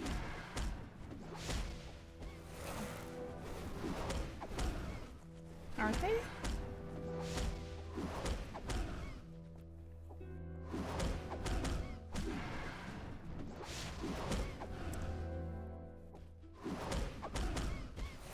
Are pumpkins fruit? Not vegetables? If I'm being honest, I'm not 100% certain of the scientific definition of fruits and vegetables.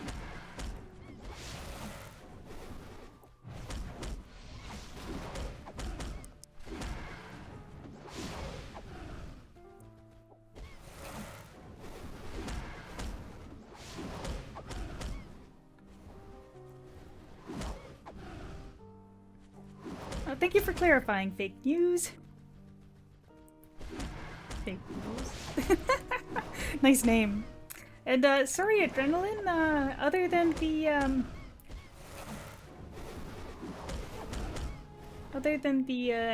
chemical adrenaline, I'm not really ringing a bell. But then again, I am also in a trance state, hunting tanuki right now. So I don't know a lot of things right now.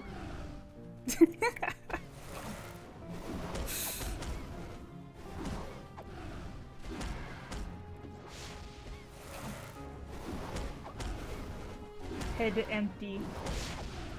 Only tanukis and thinking about controllers is remains at this point.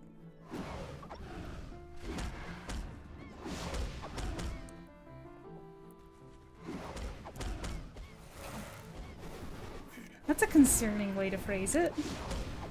I'd tread carefully there.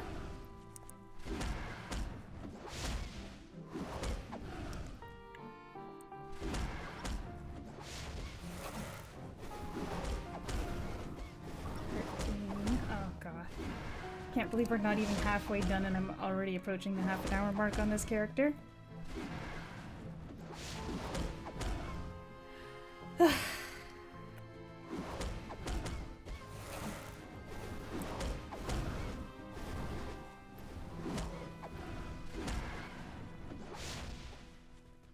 Here's my tea.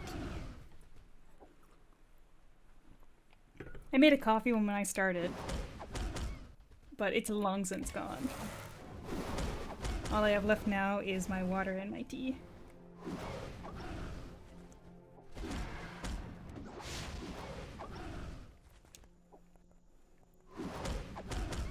on, guys. Drop those pumpkins.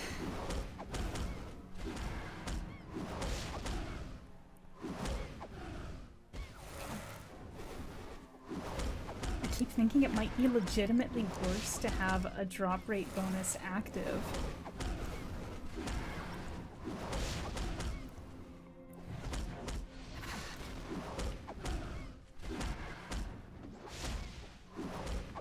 But at the same time, it just hurts to not be able to do anything to make this go any faster.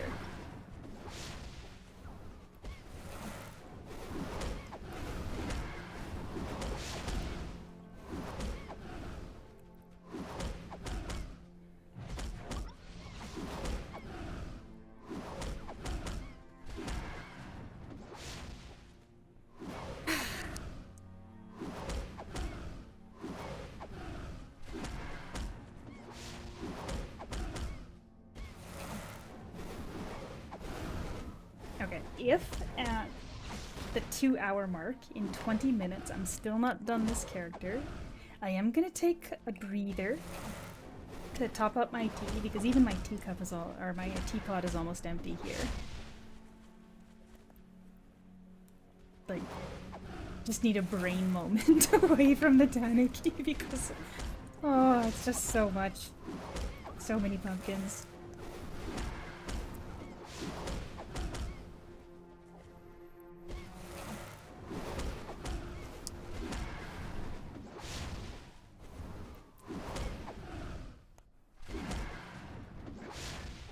So now Duelist.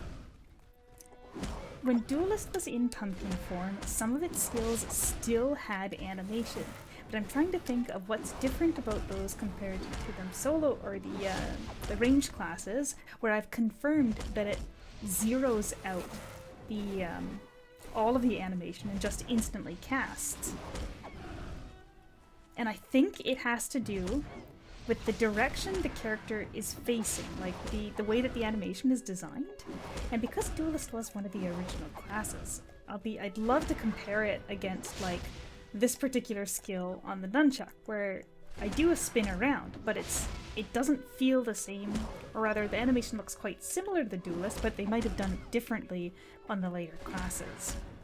So that'll be an interesting test to do.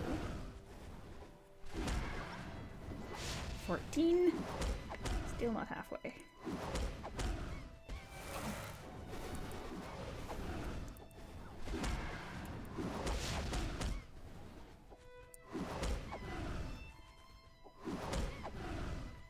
Right, like this is quite a long animation, but he doesn't turn at all, so I wonder if in pumpkin form that might just be a straight instant cast thing.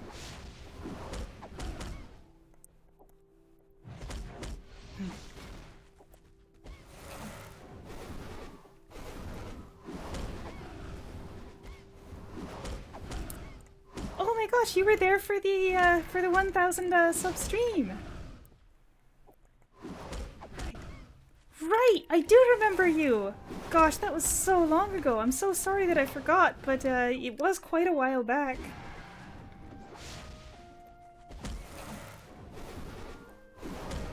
I thought you were gonna say that as you'd done something that I had to deal with as a moderator, and that's why I said tread carefully.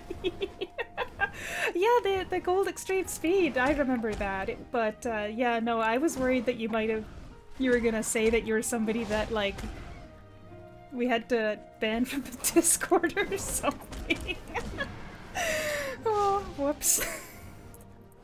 We've had a lot of rapscallions recently, that's for sure.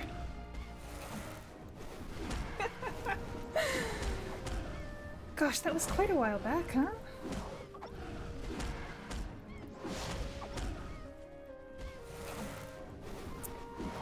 But yeah, I do think, Plinko, that if the animations on a nunchuck can be mitigated with pumpkin, it'll be a little bit snappier.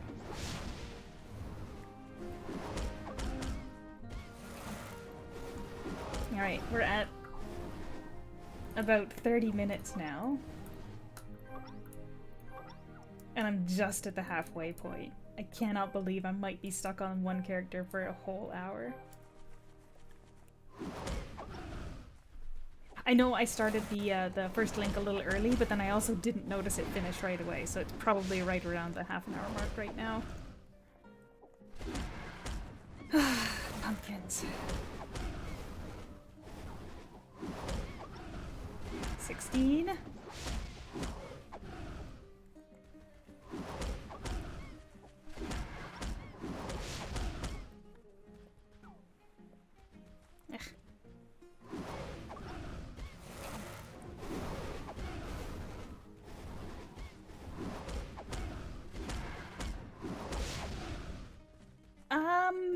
The nunchuck is a newer class, but it's not the newest class. It's been out...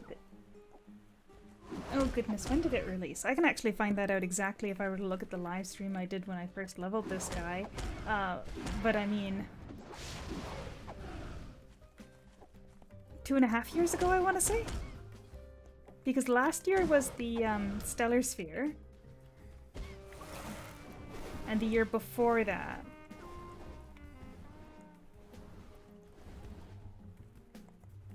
Oh, my weapon broke.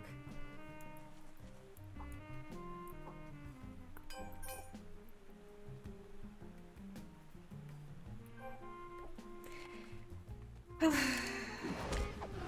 it's been a while. Because it would have been summer, not last year, but the year before. Summer-ish, I think.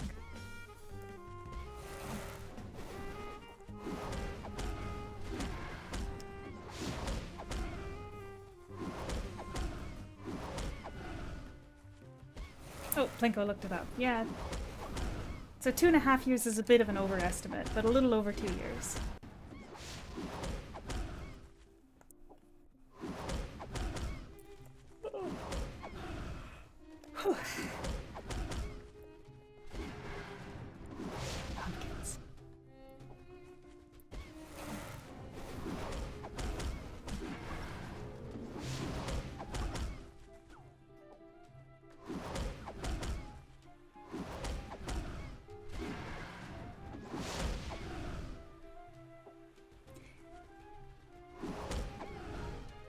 I mean, it's volunteer, right? So I'm not receiving any kind of compensation from the developers. But I'm still playing the game. And it's quite frustrating to see the way that some people in the community treat others. So I feel like if I can help people enjoy the game more by continuing to help with it, it's worth it. That being said, I make enemies. But theoretically, I can handle a couple enemies, just, you know.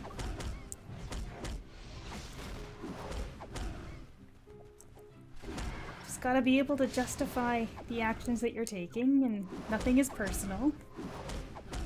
Everybody lies.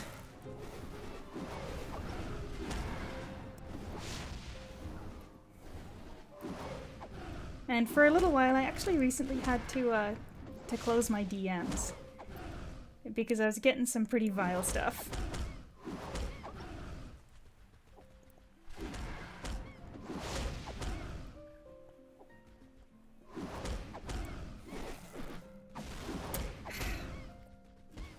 Plinko. That is completely different. You're sending crimes against cooking.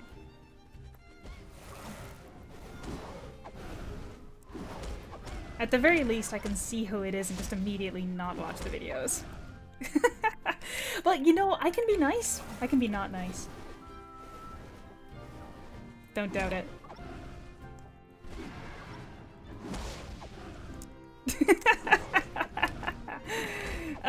Yeah.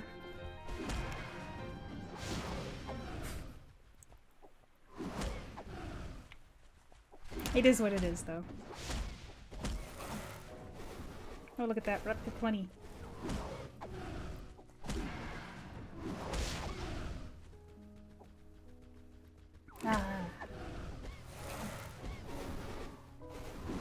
I did say when the next set of Eidolon links or I think I said when the next set of Eidolon links finishes, I'll go touch up my my teapot.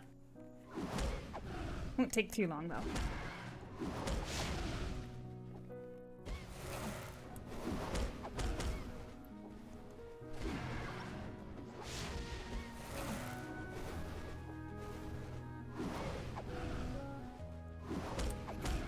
The problem with running events in-game is that in the area days, we were not the ones providing the presents or the rewards for it, right? Like, the area team provided the rewards. We just ran the events. And we are not, like me especially, because I'm doing free-to-play, I don't have the resources to provide anything of value to anybody. I still have a lot of work that I need to do on my gear myself. Like, I can solo the normal endgame dungeons, but you're not catching me running past floor 7 in Vault of Eternity, right? And I'd like to be able to do that, but it's gonna take some pretty intense gear upgrades. Calling me Ant. Oh, your hour ran out! Congratulations, Josie! Welcome back to being human. Like I said, if you just die, it'll... Oh, wow, no, that sounds kind of bad. If you just die, you'll go back to normal. But, no, really, if you just duel somebody and they kill you, it does undo the transmog as well. But yeah, just, I don't have the resources to run contests that I think are worth people's time to enter. Like, if you guys remember the event that I ran for when the servers merged, and we had like a ginormous prize pool, the majority of that was provided by other players who were basically sponsoring the event. I tried to put in as much as I could, but I don't have the resources to make it worth people's time to participate, right? So you gotta balance the having fun with that kind of stuff, right? But man, was that fun.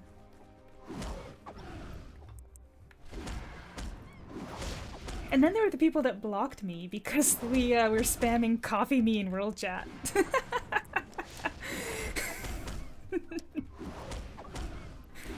Like, they didn't want to just try saying it and see what happens. They just blocked anybody that said it and then complained in the Discord. Well, they weren't that great, but it's also stuff that I wouldn't be able to provide, right? Like, I don't have that much stuff that I can give out freely, right? Because I need as much in the way of resources as I can, and the easiest thing to farm is LP, and that can't be traded. 15 20th orders. Man, if I could give away 20th order scrolls. Actually, if I had 20th order scrolls, I could probably give them away because I've got a pretty decent amount of fortification scrolls. No, actually, hold on a second. Inventory preview. Let's see, where is it? Let's see. This one, no. The kiddo, no. No. Where'd she go? Oh, not after dawn. Dawn? No. No. No. Oh, here we are. I have some fortification scrolls, and that's not even like the people that run Paragon more than me are probably just chucking advanced accessory scrolls.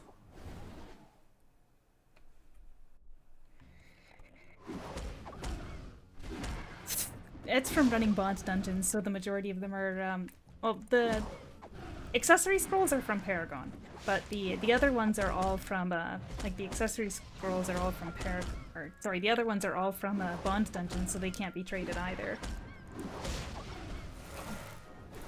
We're so close, just 5 to go. Probably a bad idea to restart a link here too, but whatever. The majority of those can't be traded, yeah, but at the very least, when it comes time for me to make another set of gear for another character... Oh, hey, Blade! I gotta start running Vault of Eternity again, just because I'm low on fortification scrolls. I finally finished my Awakening Holy Chest, so I can actually start improving the weapons of all my alt characters. Bet you this guy's using like an... Oh no, he does have an S15. Or no, that's 25. Not fortified at all, but it's also a low percent, and he's so close to 35. I may as well save the... I did get a gold 35 drop for a nunchuck when I was farming on my wizard, so I may as well save it for that and start fortifying that. But I kind of want to get my my Star Caller to cap level before I do another character.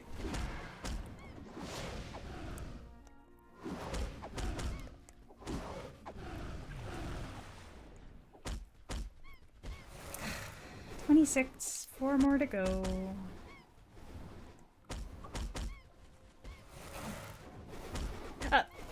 140. My wizard has about 35% left to go. I'm doing a little over 5% per day, so it should be less than 7 days till my wizard hits cap. I'm doing it pretty chill though, because I did a pretty intense 24 hours worth of running. Not straight, but I used a Navia Feast for my wizard, and I think I was at like low percent on 137-ish, and when I finished I was at really high percent 138. Like, I conserved as much time as I possibly could running on my wizard with the Navia Feast and tried to get the most experience as possible out of it. But I am down to just 1 gold experience card because they're so stingy with them. Probably need to see those on Paragon more, but they're so stingy with the gold ones.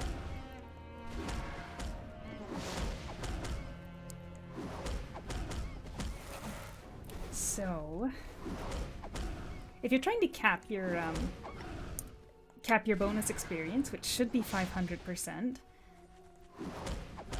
I don't think I'm strong enough to use experience gear. Oh, there we go. Finally.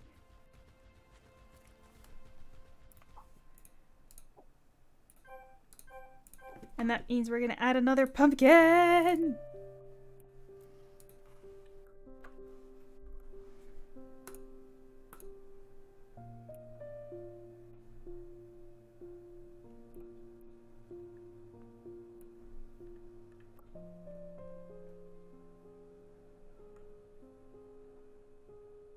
There. Pumpkin. Hello, Plinko.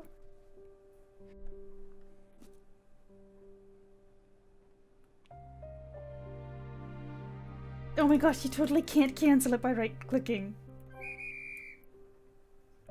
You're just stuck as a pumpkin for an hour, unless somebody kills you.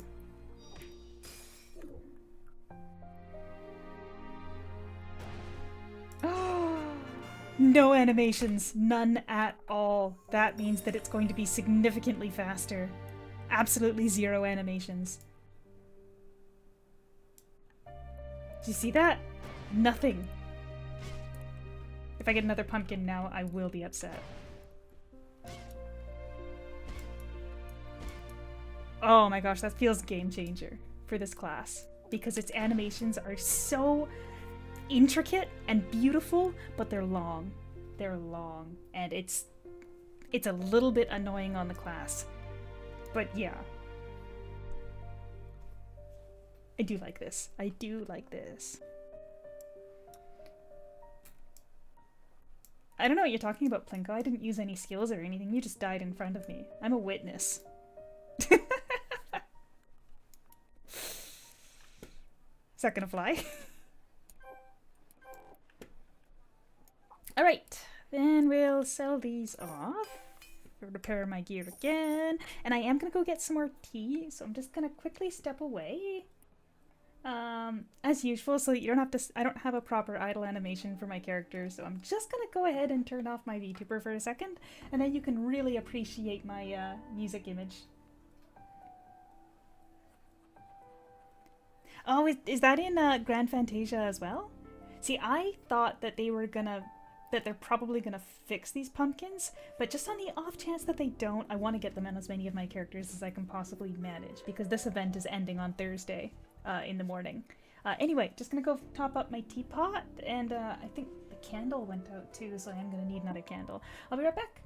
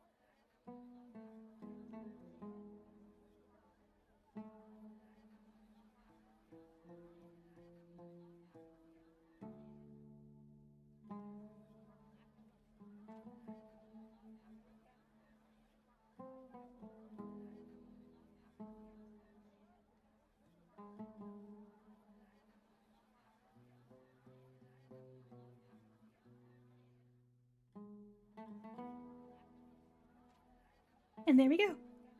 Said it, I told you it'd be fast. I have instant hot water, and it's perhaps one of my favorite things. Because you can have water for your tea available at the drop of a hat.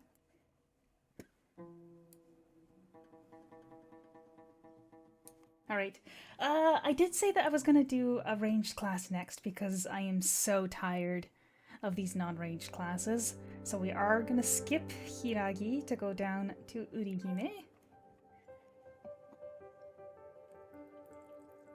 And provided I can stand it, Hiragi will be next.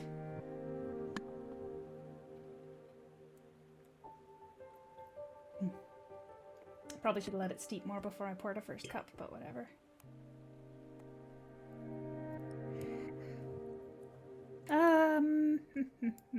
Her inventory's kind of a mess, but I mean, a lot of these are garbage items.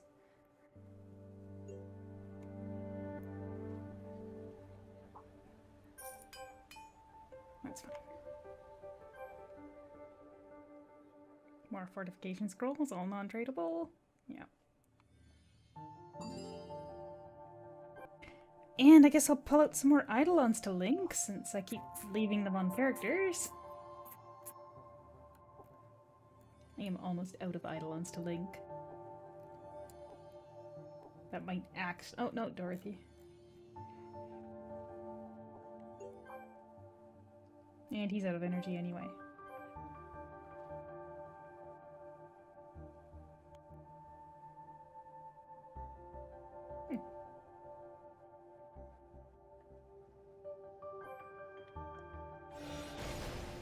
And we hunt.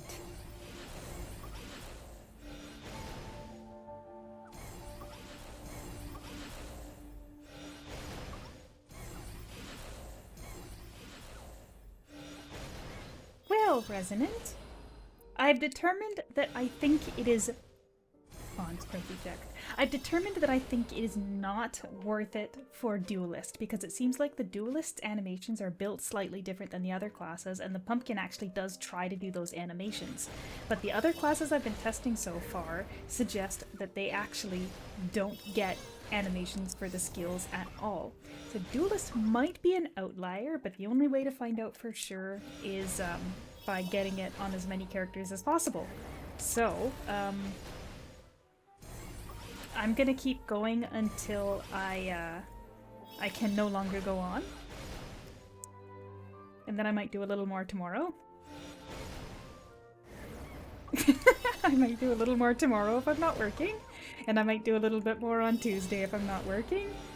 I don't think I'm gonna get all 29. I think 29 would be bad. Bond trophy check? Good idea.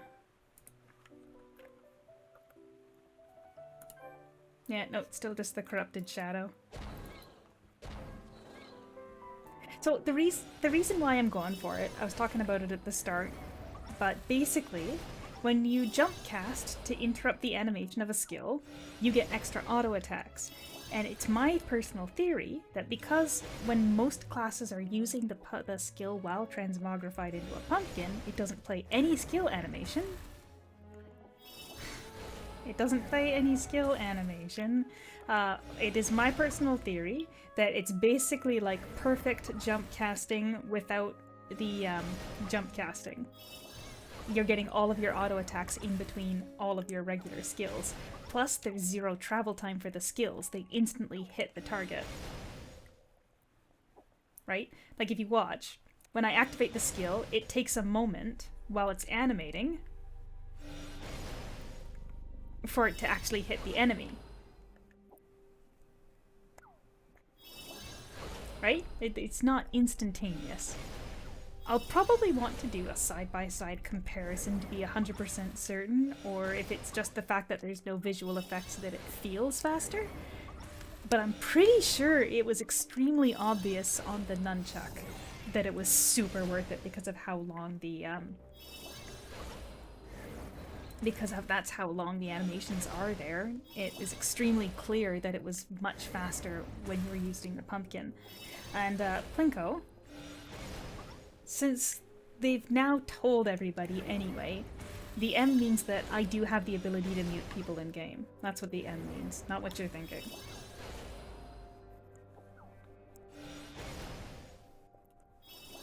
You know, originally they told us that they didn't really want us making it really clear that we were the ones using, we were the ones that were initiating mutes in game.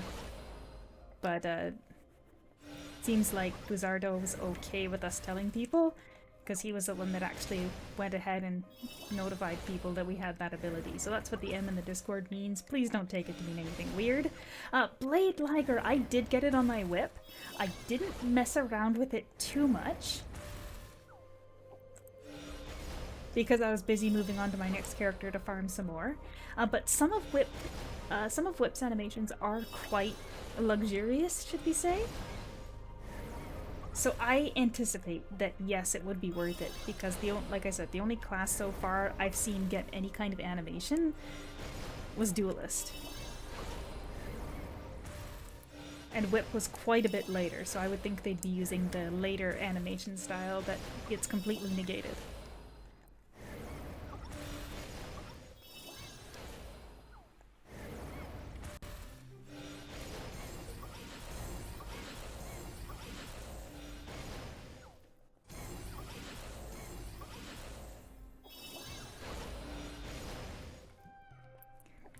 Yes, Osama, this is Aura Kingdom regular, not Impact. I have decided that I'm not going to be actively playing Impact anymore.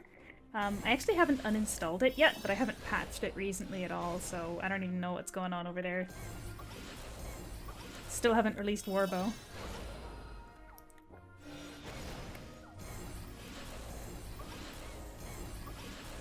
I think the problem that they're having with Warbow is that it became a debuffer class, and they've nerfed all the debuffs, so now they need to try to find a way to make it still function while it doesn't have the ability to do any powerful debuffs.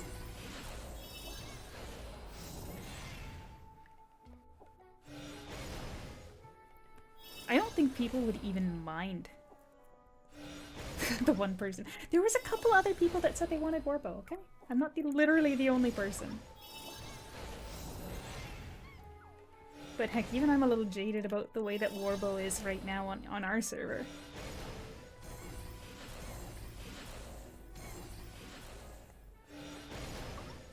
I really didn't think they would have literally 0 AoE. That's quite excessive. Well, not literally 0. There is one skill that is a small AoE, the little dark spike.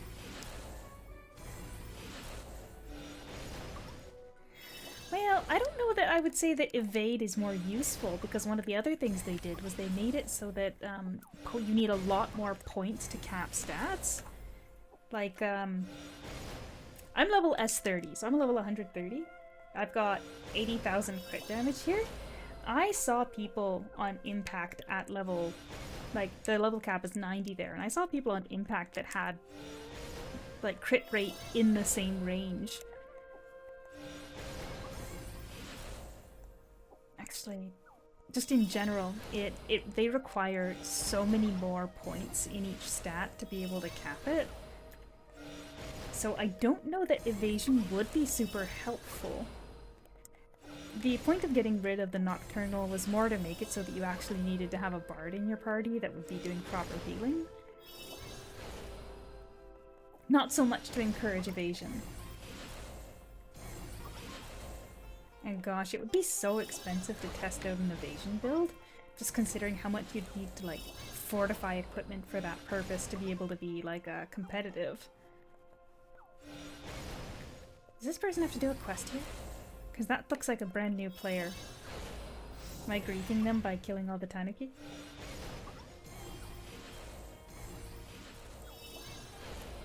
Are you a brand new player? No, they are not.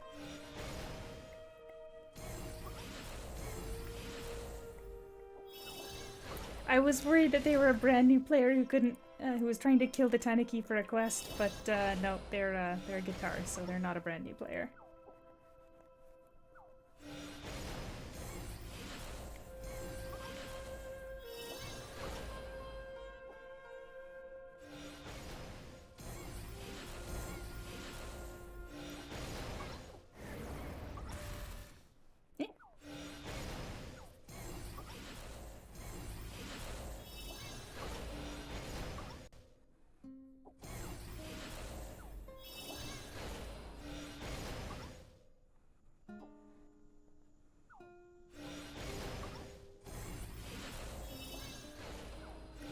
with evasion is that you can't really just go all in on it, right? Because you've got carpets that ignore evasion. And those are the skills that are going to do the most damage anyway.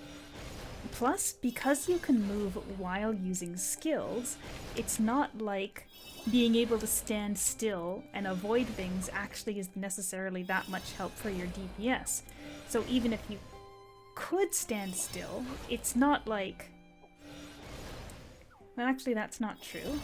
Warbow has a new mastery feature where standing still increases your crit by a flat amount, and it goes up more than 60%. So it's actually really, really good in zero damage dungeons when you've got huge debuffs on you, because you can still get a really high crit rate, but you have to stand still. So in that way, maybe an evasion build might be really nice, but the problem is that you still have to avoid carpets, so you can't just go all in on evasion. Now, yeah, I mean... I don't think anybody has tried to do a huge evasion build, because it's just been so useless up till now, but I wonder if you could, like, overcap evasion enough with endgame stuff to make it actually worth it. Why do my cooldowns feel so wrong? You're trying to use skills when they're not pulled down.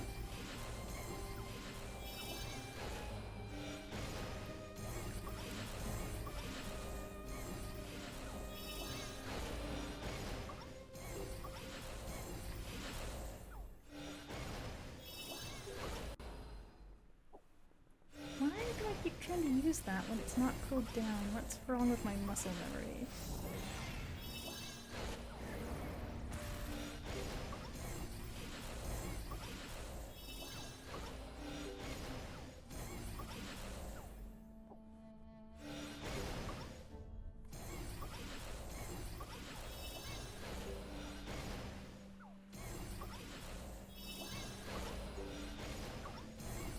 Oh, we are at 11, so we're making pretty good progress here. What do you mean, ready to feel bad? Why? Feel bad about what? I'm at 12 pumpkins. I'm happy.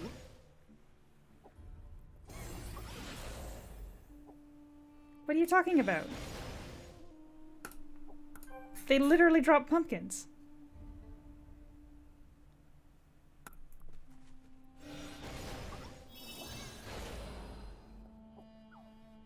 Oh. Well. I don't condone thieves.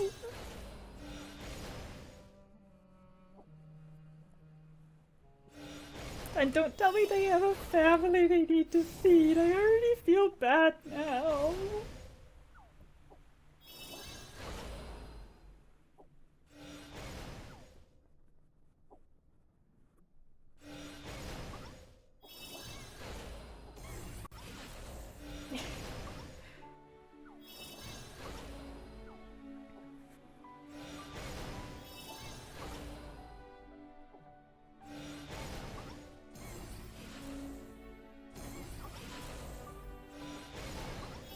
I thought you were gonna try and tell me that like I was fighting mobs that don't even drop the item I want. And I'm like, what are you talking about? Of course they do.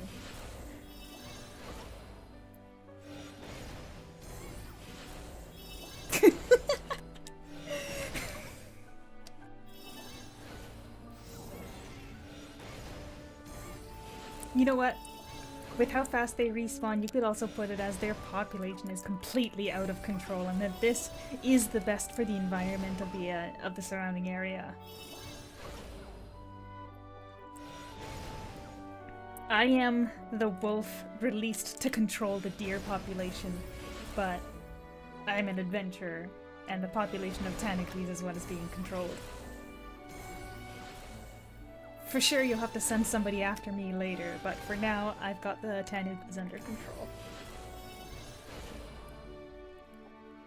Oh.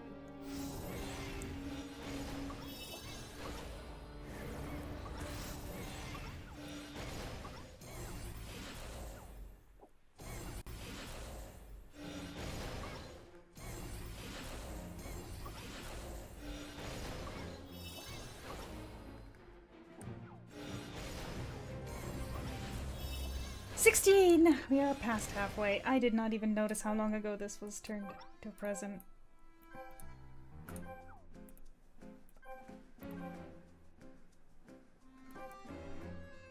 Oh well. I wasn't paying attention to how long ago I started on this character, so I won't be able to estimate the time. Oh, please don't call PETA on me. I don't think they support,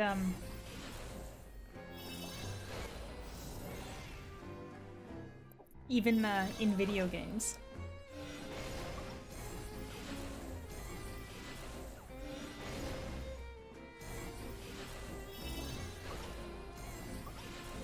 Gosh, I'd really need to, close my Discord DMs if, somebody's tried to sick PETA on me for playing a video game.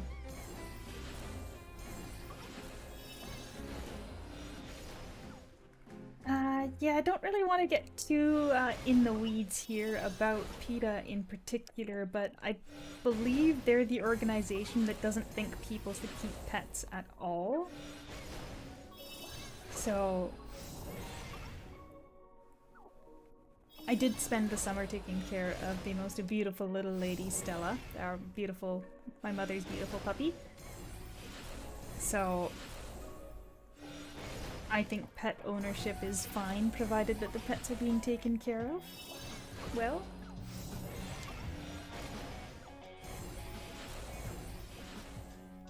And actually, the most likely endpoint for this stream would be that my mother texts me and asks if I'd like to meet and go for a walk with Stella. I think that would probably be the most likely point where I end, if I don't go insane. My mother was out curling today. She recently moved very close to me, but she was out curling today, and so she said, you know, if we win, can you take Stella out? So that she can just get some air in the afternoon while I'm out curling. But they ended up losing, so, insanity. Of course you would want that. Then I might actually watch one of those videos that you sent. But, yeah, no, they ended up losing, so, Mom was gonna be home, but I said, you know, maybe check in before you go for a walk, and maybe I'll go for a walk with you.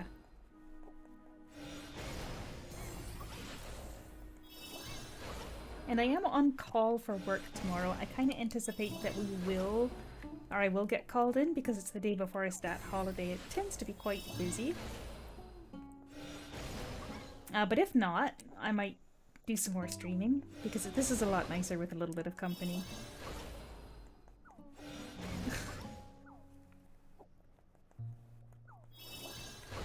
Oh great, so you're gonna do your own cursed videos now.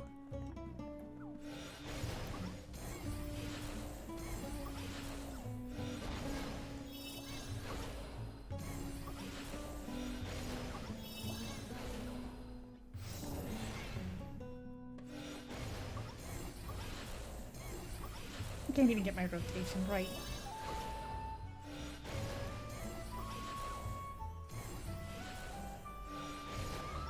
Yeah, I'm reusing that one a little bit too fast. I think that's what's throwing me off, and then I can't use my third E.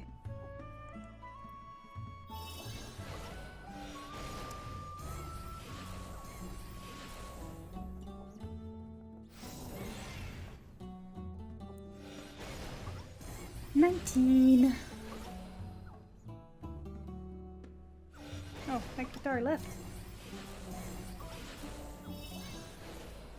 Wouldn't it be funny if they were trying to get video of me to report me for, like, botting or something? So I write down the timestamp that they were here, just in case.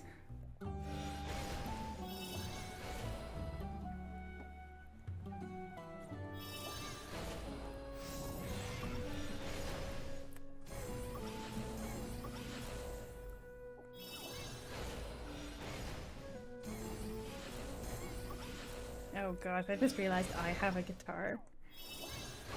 I do not think that would be fun to farm these guys on. Oh yeah. Oh no, the album artwork doesn't work for this one! Oh, so you just get the VLC icon.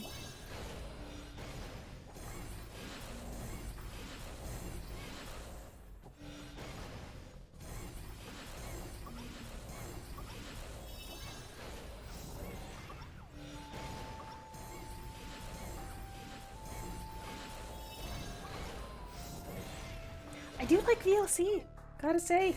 It's a good little program. I was mussing around with some of the settings today when I was setting this up, and I accidentally turned on something weird, and rather than bothering to try and figure out what it was that I flipped and flip it back, I just did a full reset of all my settings to fix it. So it popped up the initial thing that's like, hey, by the way, VLC doesn't share any of your data with anything, but if you'd like, you can click this box to get just, like, artist and album information. We're asking you because we believe strongly in your privacy, and there's... Oh, look, we've got Flynn codes here now, too. But, just makes me realize how wonderful VLC is, and I hope that they never, ever change. Like, recently, Audacity has been changing quite a bit. And I like some of the changes, but some of the, like, the ability to use some of the plugins that I've bought, the ones that I use while I'm live, I can now actually use those in an editing program, because everything else that would support it my computer actually couldn't handle. Audacity is still lightweight, free, and it can handle the plugins that I bought from another party. So that's really nice. But what I don't like is, like, the promotions on startup where it's like, hey, don't you wanna join our cloud? Like, no. No, I don't want to go to your shop. No, I don't want any of that stuff. Like, they're definitely making changes that I like quite a bit, but I hate the way that it feels. It used to feel like a program stuck in the past in a good way, despite the fact that it was missing a lot of modern features. But now it definitely feels like a program of this era with all the pop-ups and, like, promotions.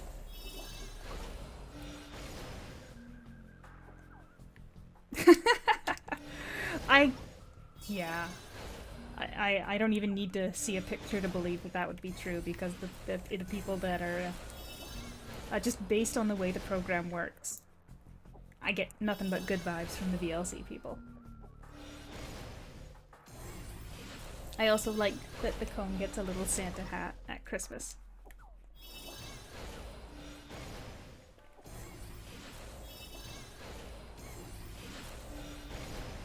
Well, you could absolutely send it to me on Discord. I would be happy to receive that as a DM. As compared to all the other crap that I get sent.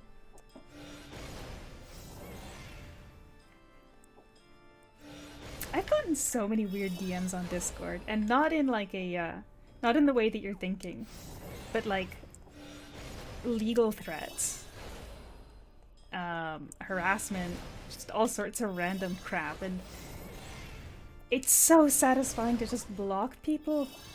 If you're in the Discord, you might know that recently somebody there was trying to get me banned in another Discord. Like they'd gone into another Discord, the Genshin one, and were trying to see if they could get me banned there. And it's like, number one, you can't just ping somebody and say, hey mods, can you ban this person in a server with more than 1 million people? Like, that's not how it works.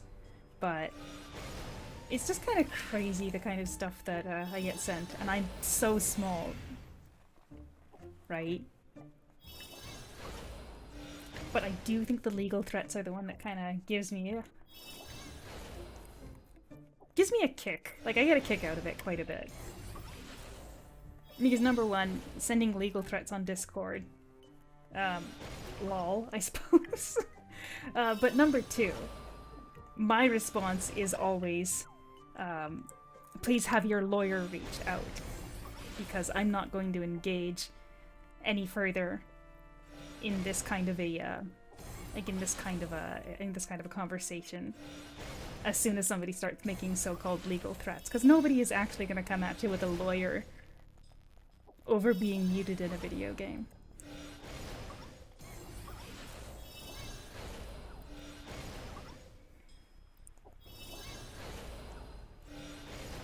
So 26, 4 to go.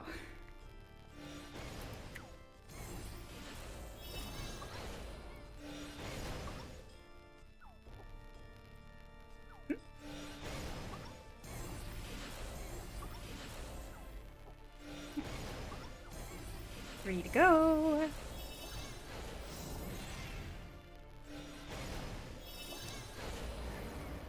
Oh, and I did finish my link there, so I'm probably not a good idea to restart them, but I'll at least do chat. That way I'll at least have somebody to link on my next character.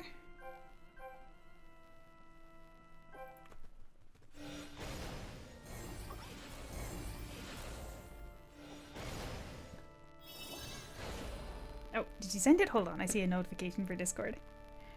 Oh, that's perfect. That's a perfect photo. Thank you for sharing that, Plinko. And he also sent apple cider vinegar steak. Like, I don't want cooking crimes in my DMs. 29.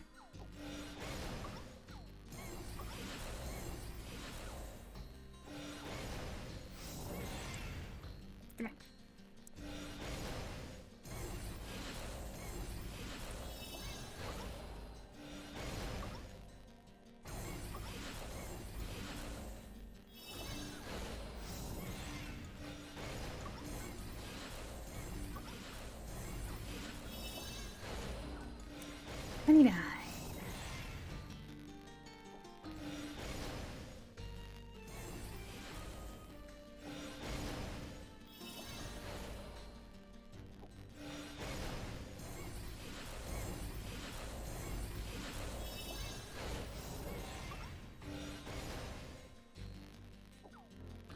Just one more and then we're done. Yeah, it was a good idea to do a ranged class before I go back to another melee one. There we are, 30. Alright, gotta get back so I can see the chat.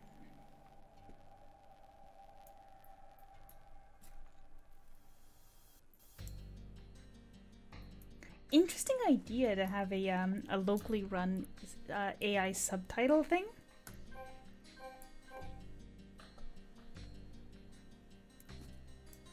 Interesting. I don't know that I've ever seen that as an option, but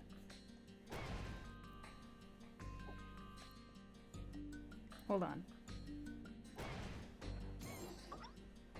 They're too far apart to actually get it to go. I wonder. Oh, okay, you've got another one. I wonder if you could get more than 3. No, it's still 3, but it's very fast. I got 2 more pumpkins. That's complete waste. I may as well just get 3 more, right?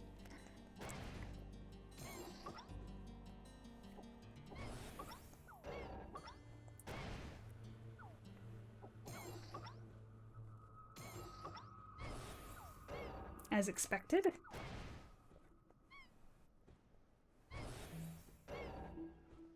Wait, hold on a second. No wonder something feels off. Where's my anti-micro? I was actually on the wrong layer. No wonder it felt like something was wrong.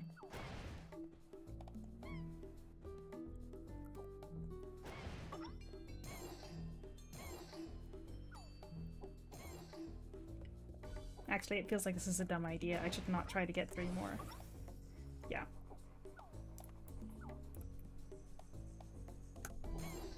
Yeah, this is dumb. I'm not gonna bother. I'm just gonna toss him. Get out of here. I don't even look at you on this character anymore.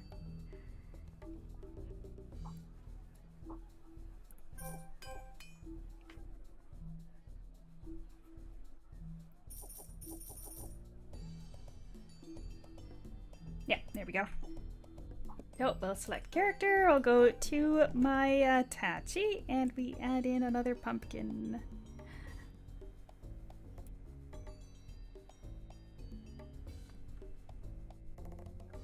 Oh, a bit of flickering lights there. Do that real quick.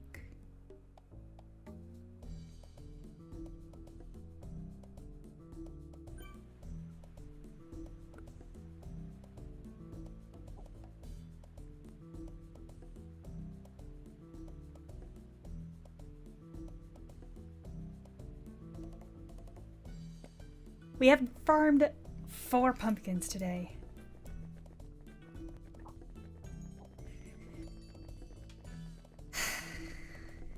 5 my limit? 5 might be my limit. And I forgot to grab my Eidolons. That's fine, we're gonna go on all those characters again tonight for Bond anyway, so I'll remember to take them off then.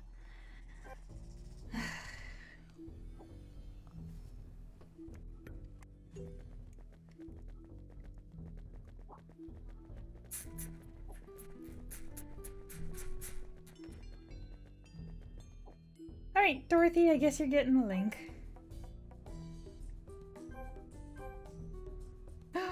Oh goodness, that's cute.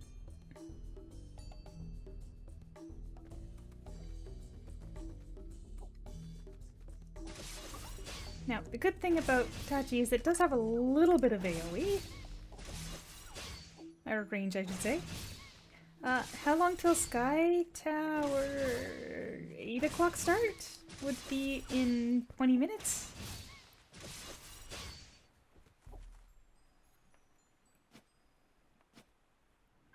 I'm all messed up because of the time change.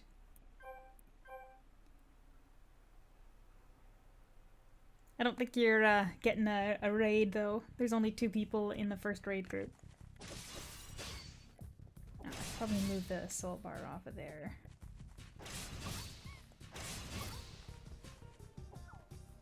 Man, the cooldown on this skill is so low, I could probably just spam that.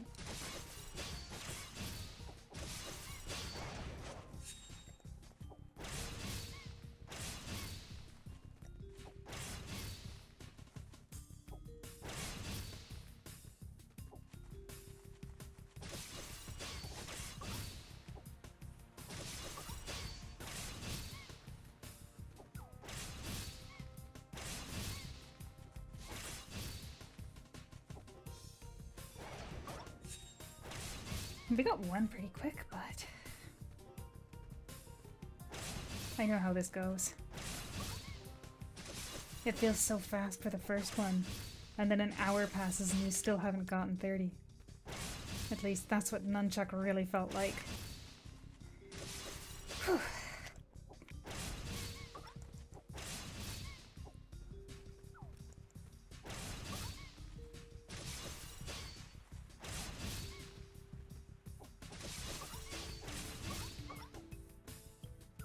I wonder if those Rav bots are still there on Channel 3.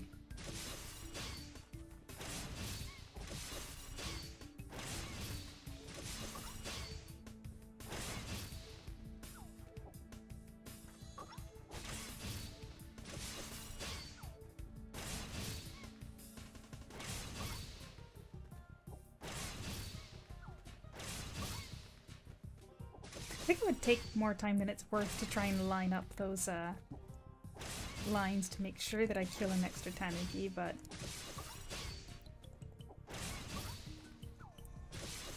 at least they occasionally get a second one.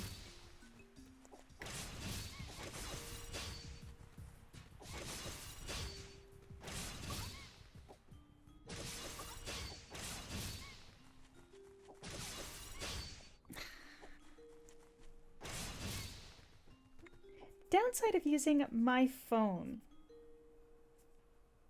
for the VTube Studio is that I have to... Yeah, I can't see any text messages that come through while it's on. It doesn't give me a proper notification. It just pops up at the top and usually it's in my peripheral vision, so I don't see it. Just looking to see if my mom texted me about taking the pup for a walk.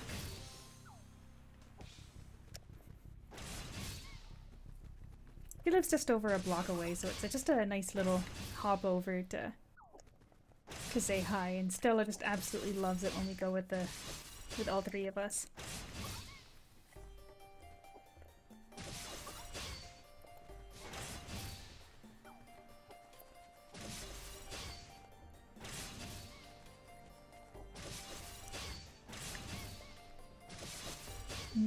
Two.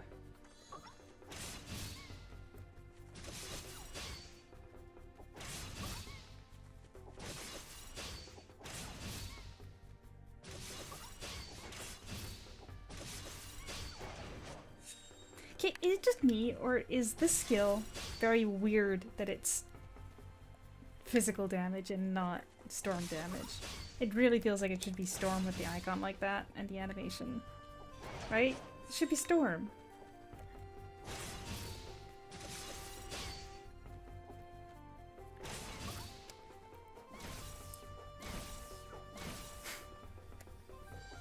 I think that's actually slower than using this.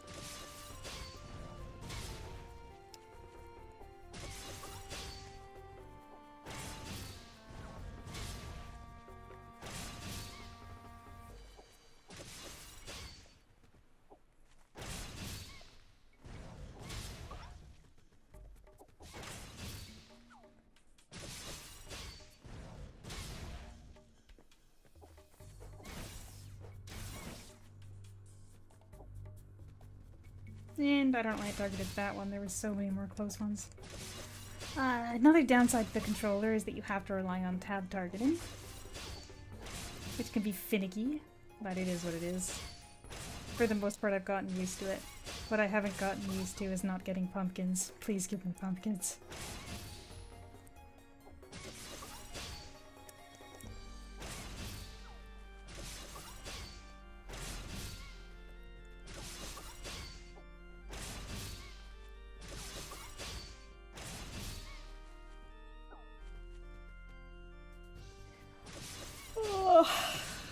I don't know, I might actually be done. I might actually be done. My limit might be 120 pumpkins.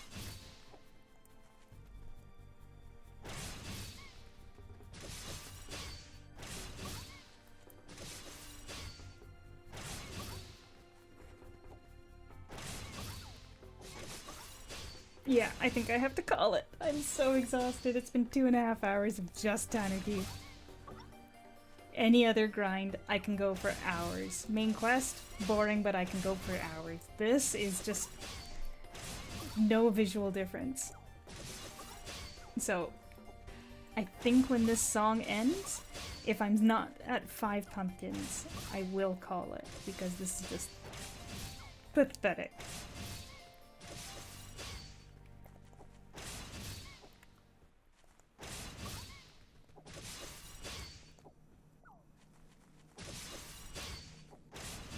I don't even remember how much longer is in this song. 1 second. 22 minutes. So, actually there's plenty of time left, so we'll definitely have 5 pumpkins by the end time this is over.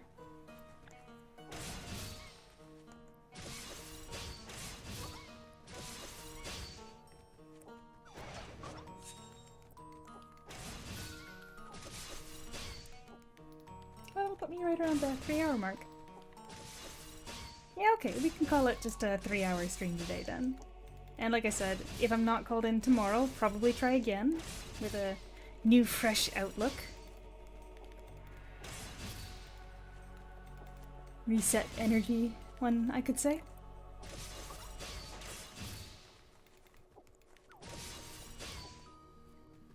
I mean, this is kind of my fault. I've been thinking this entire time, as soon as I got my first pumpkin, that I should probably farm it on as many characters as I could handle, and then I'm the one that left it to the last week. The same thing I always do for my dragon points as well. I was doing really good this month for dragon points too. I was running the Gaias every day, and then for the last 3 days I've just not run any Gaia.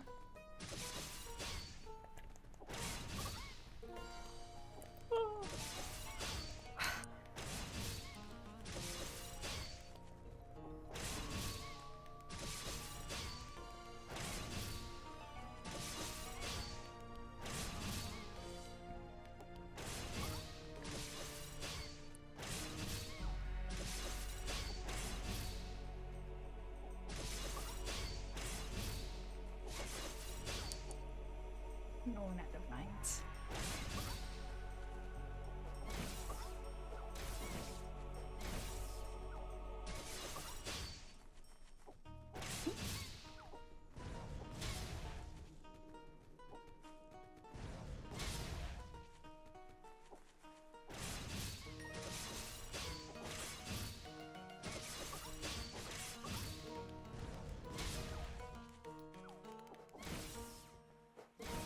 Now, I'm actually really excited to see what this is like as a pumpkin. Because if it's like Duelist and it's not instant, then it would be really janky. But if it is instant, it's very, like, I feel like that one would be a lot less, like, it feels kind of slow, right? Because you have to spend that time kind of jumping, like when you do that jump up first, it feels kind of slow for a gap closer. Not as snappy as like Ravagers. And oh my gosh, am I really gonna still be below 5 by the end of the song?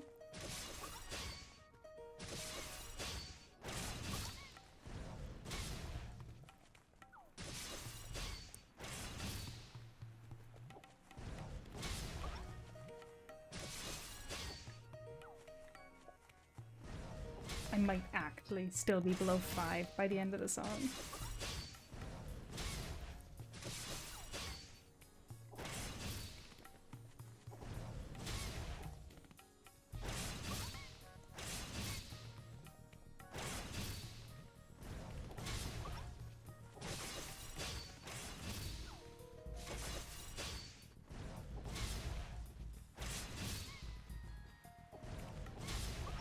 This is quite pathetic. That might be the worst 10 minutes we've had so far.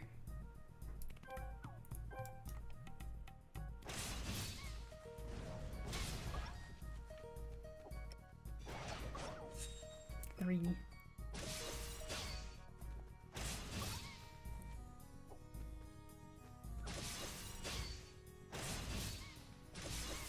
Two in 10 minutes. That's pretty pathetic.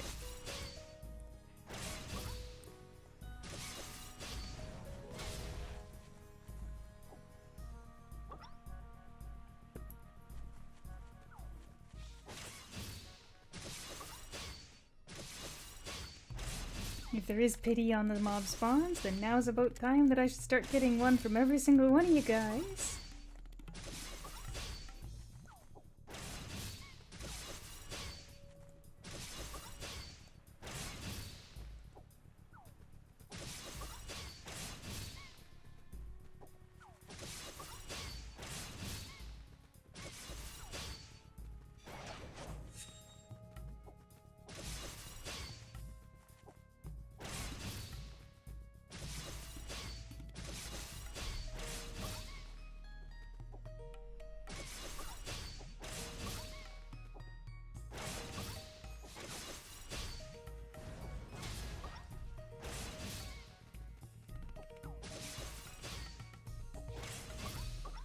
If it wasn't for the fact that my Stellar Sphere did super well, like, that was very fast farming, I might think that there was like a soft limit on the number that you could farm per day before the drop rate massively spikes down, considering how Nunchuck went.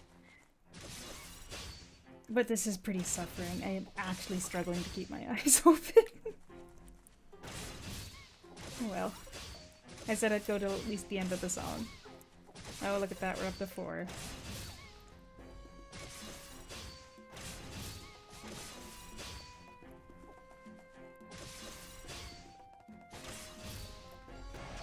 But I think the tea isn't strong enough.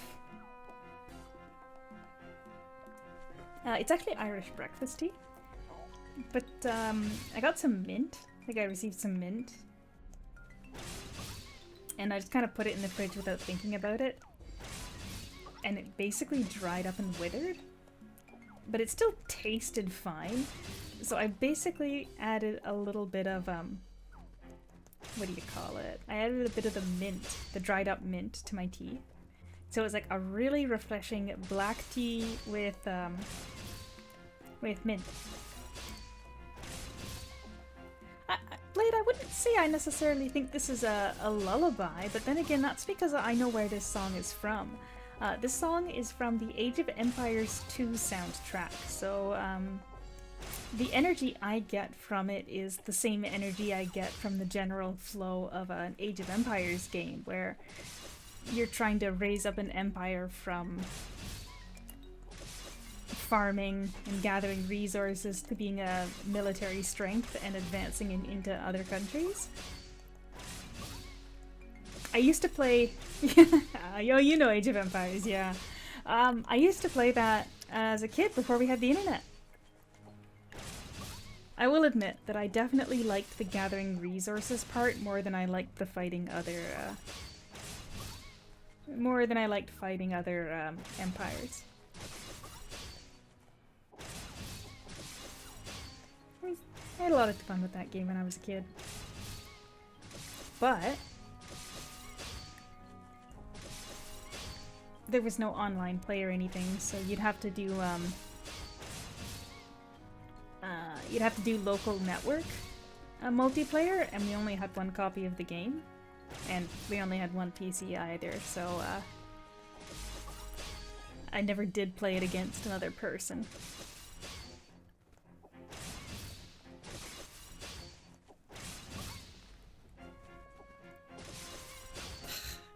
I cannot believe that I'm legitimately not gonna get 5.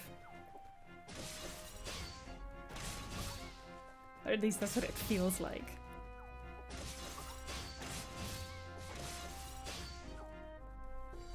They learned their lesson and they stopped stealing.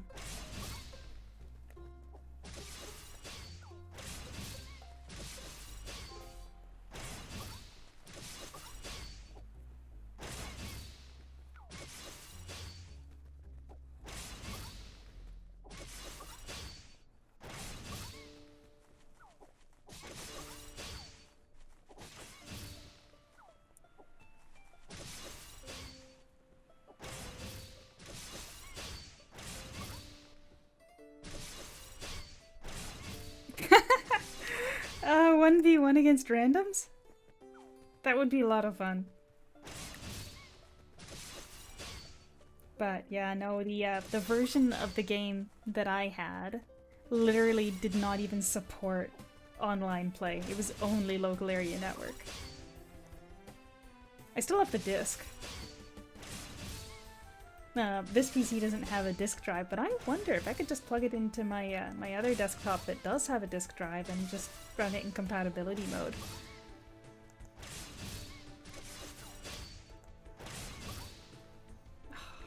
Man, I always thought about playing some of the other games that I played as a kid just to see whether or not anybody else had even heard of them.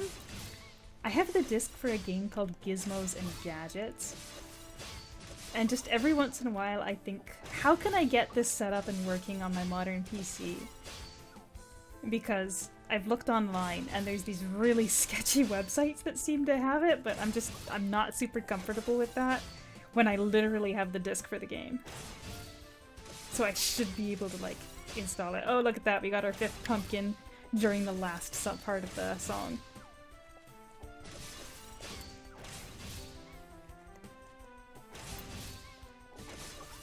Oh no, we're at 6. I don't even remember seeing. I was distracted by Gizmos and Gadgets.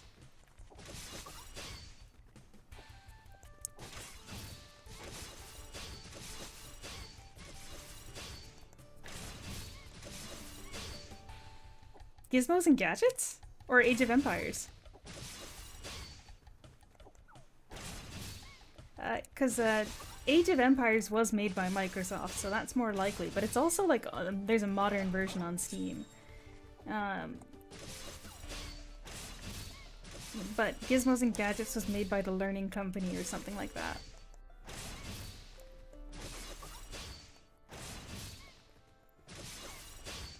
Basically, it's supposed to be a game that teaches you about, oh gosh, I want to say it was mostly about physics.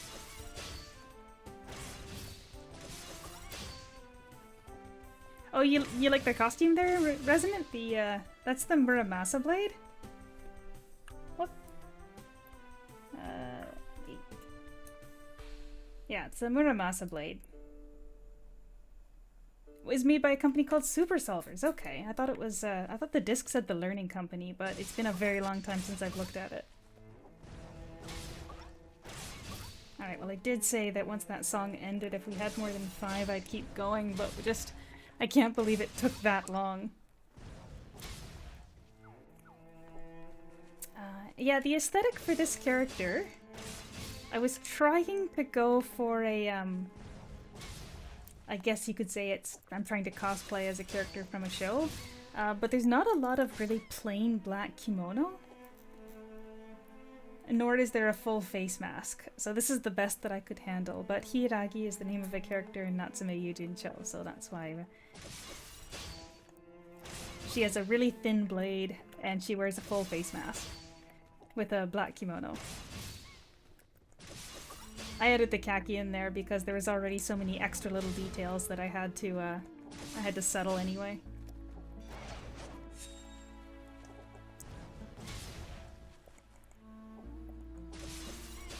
That's the full name of the game? Gosh, and it's actually on the Xbox store. Wow, I might actually have to look into that. Probably gonna be the absolute worst turnout for a stream if I do try to share it with you guys, but that game was... Gosh, we spent hours on that as a kid. I don't know how much I was actually solving the physics puzzles so much as just trial and erroring my way to victory. But I have a lot of memories of that one.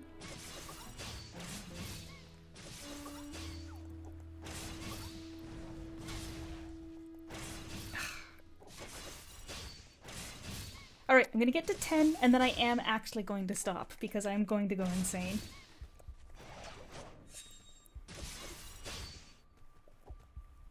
Plus, I should probably go for a walk. Oh, it's not on the Xbox, you have to emulate it with DOSBox. Well, like I said, I have the disc, so I wonder if I just, like, put the disc in my computer, if I can just install it from there and run it in some kind of compatibility mode. I'll give it a shot and see what happens.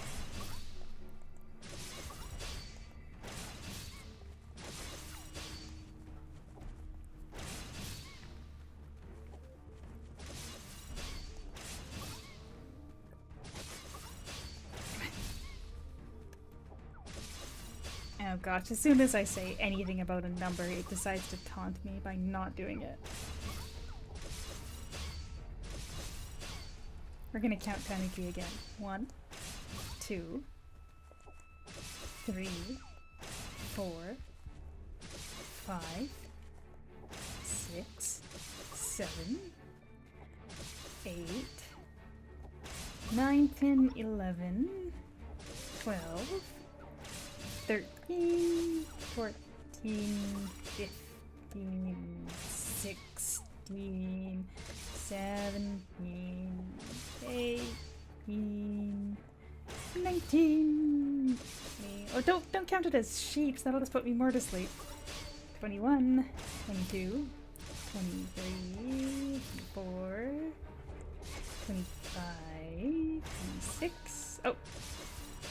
Should I count in Japanese then, just to change it up? 1, 2, 3,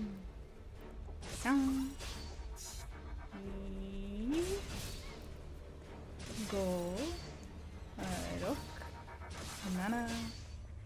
6, 7, 8, 9, 10.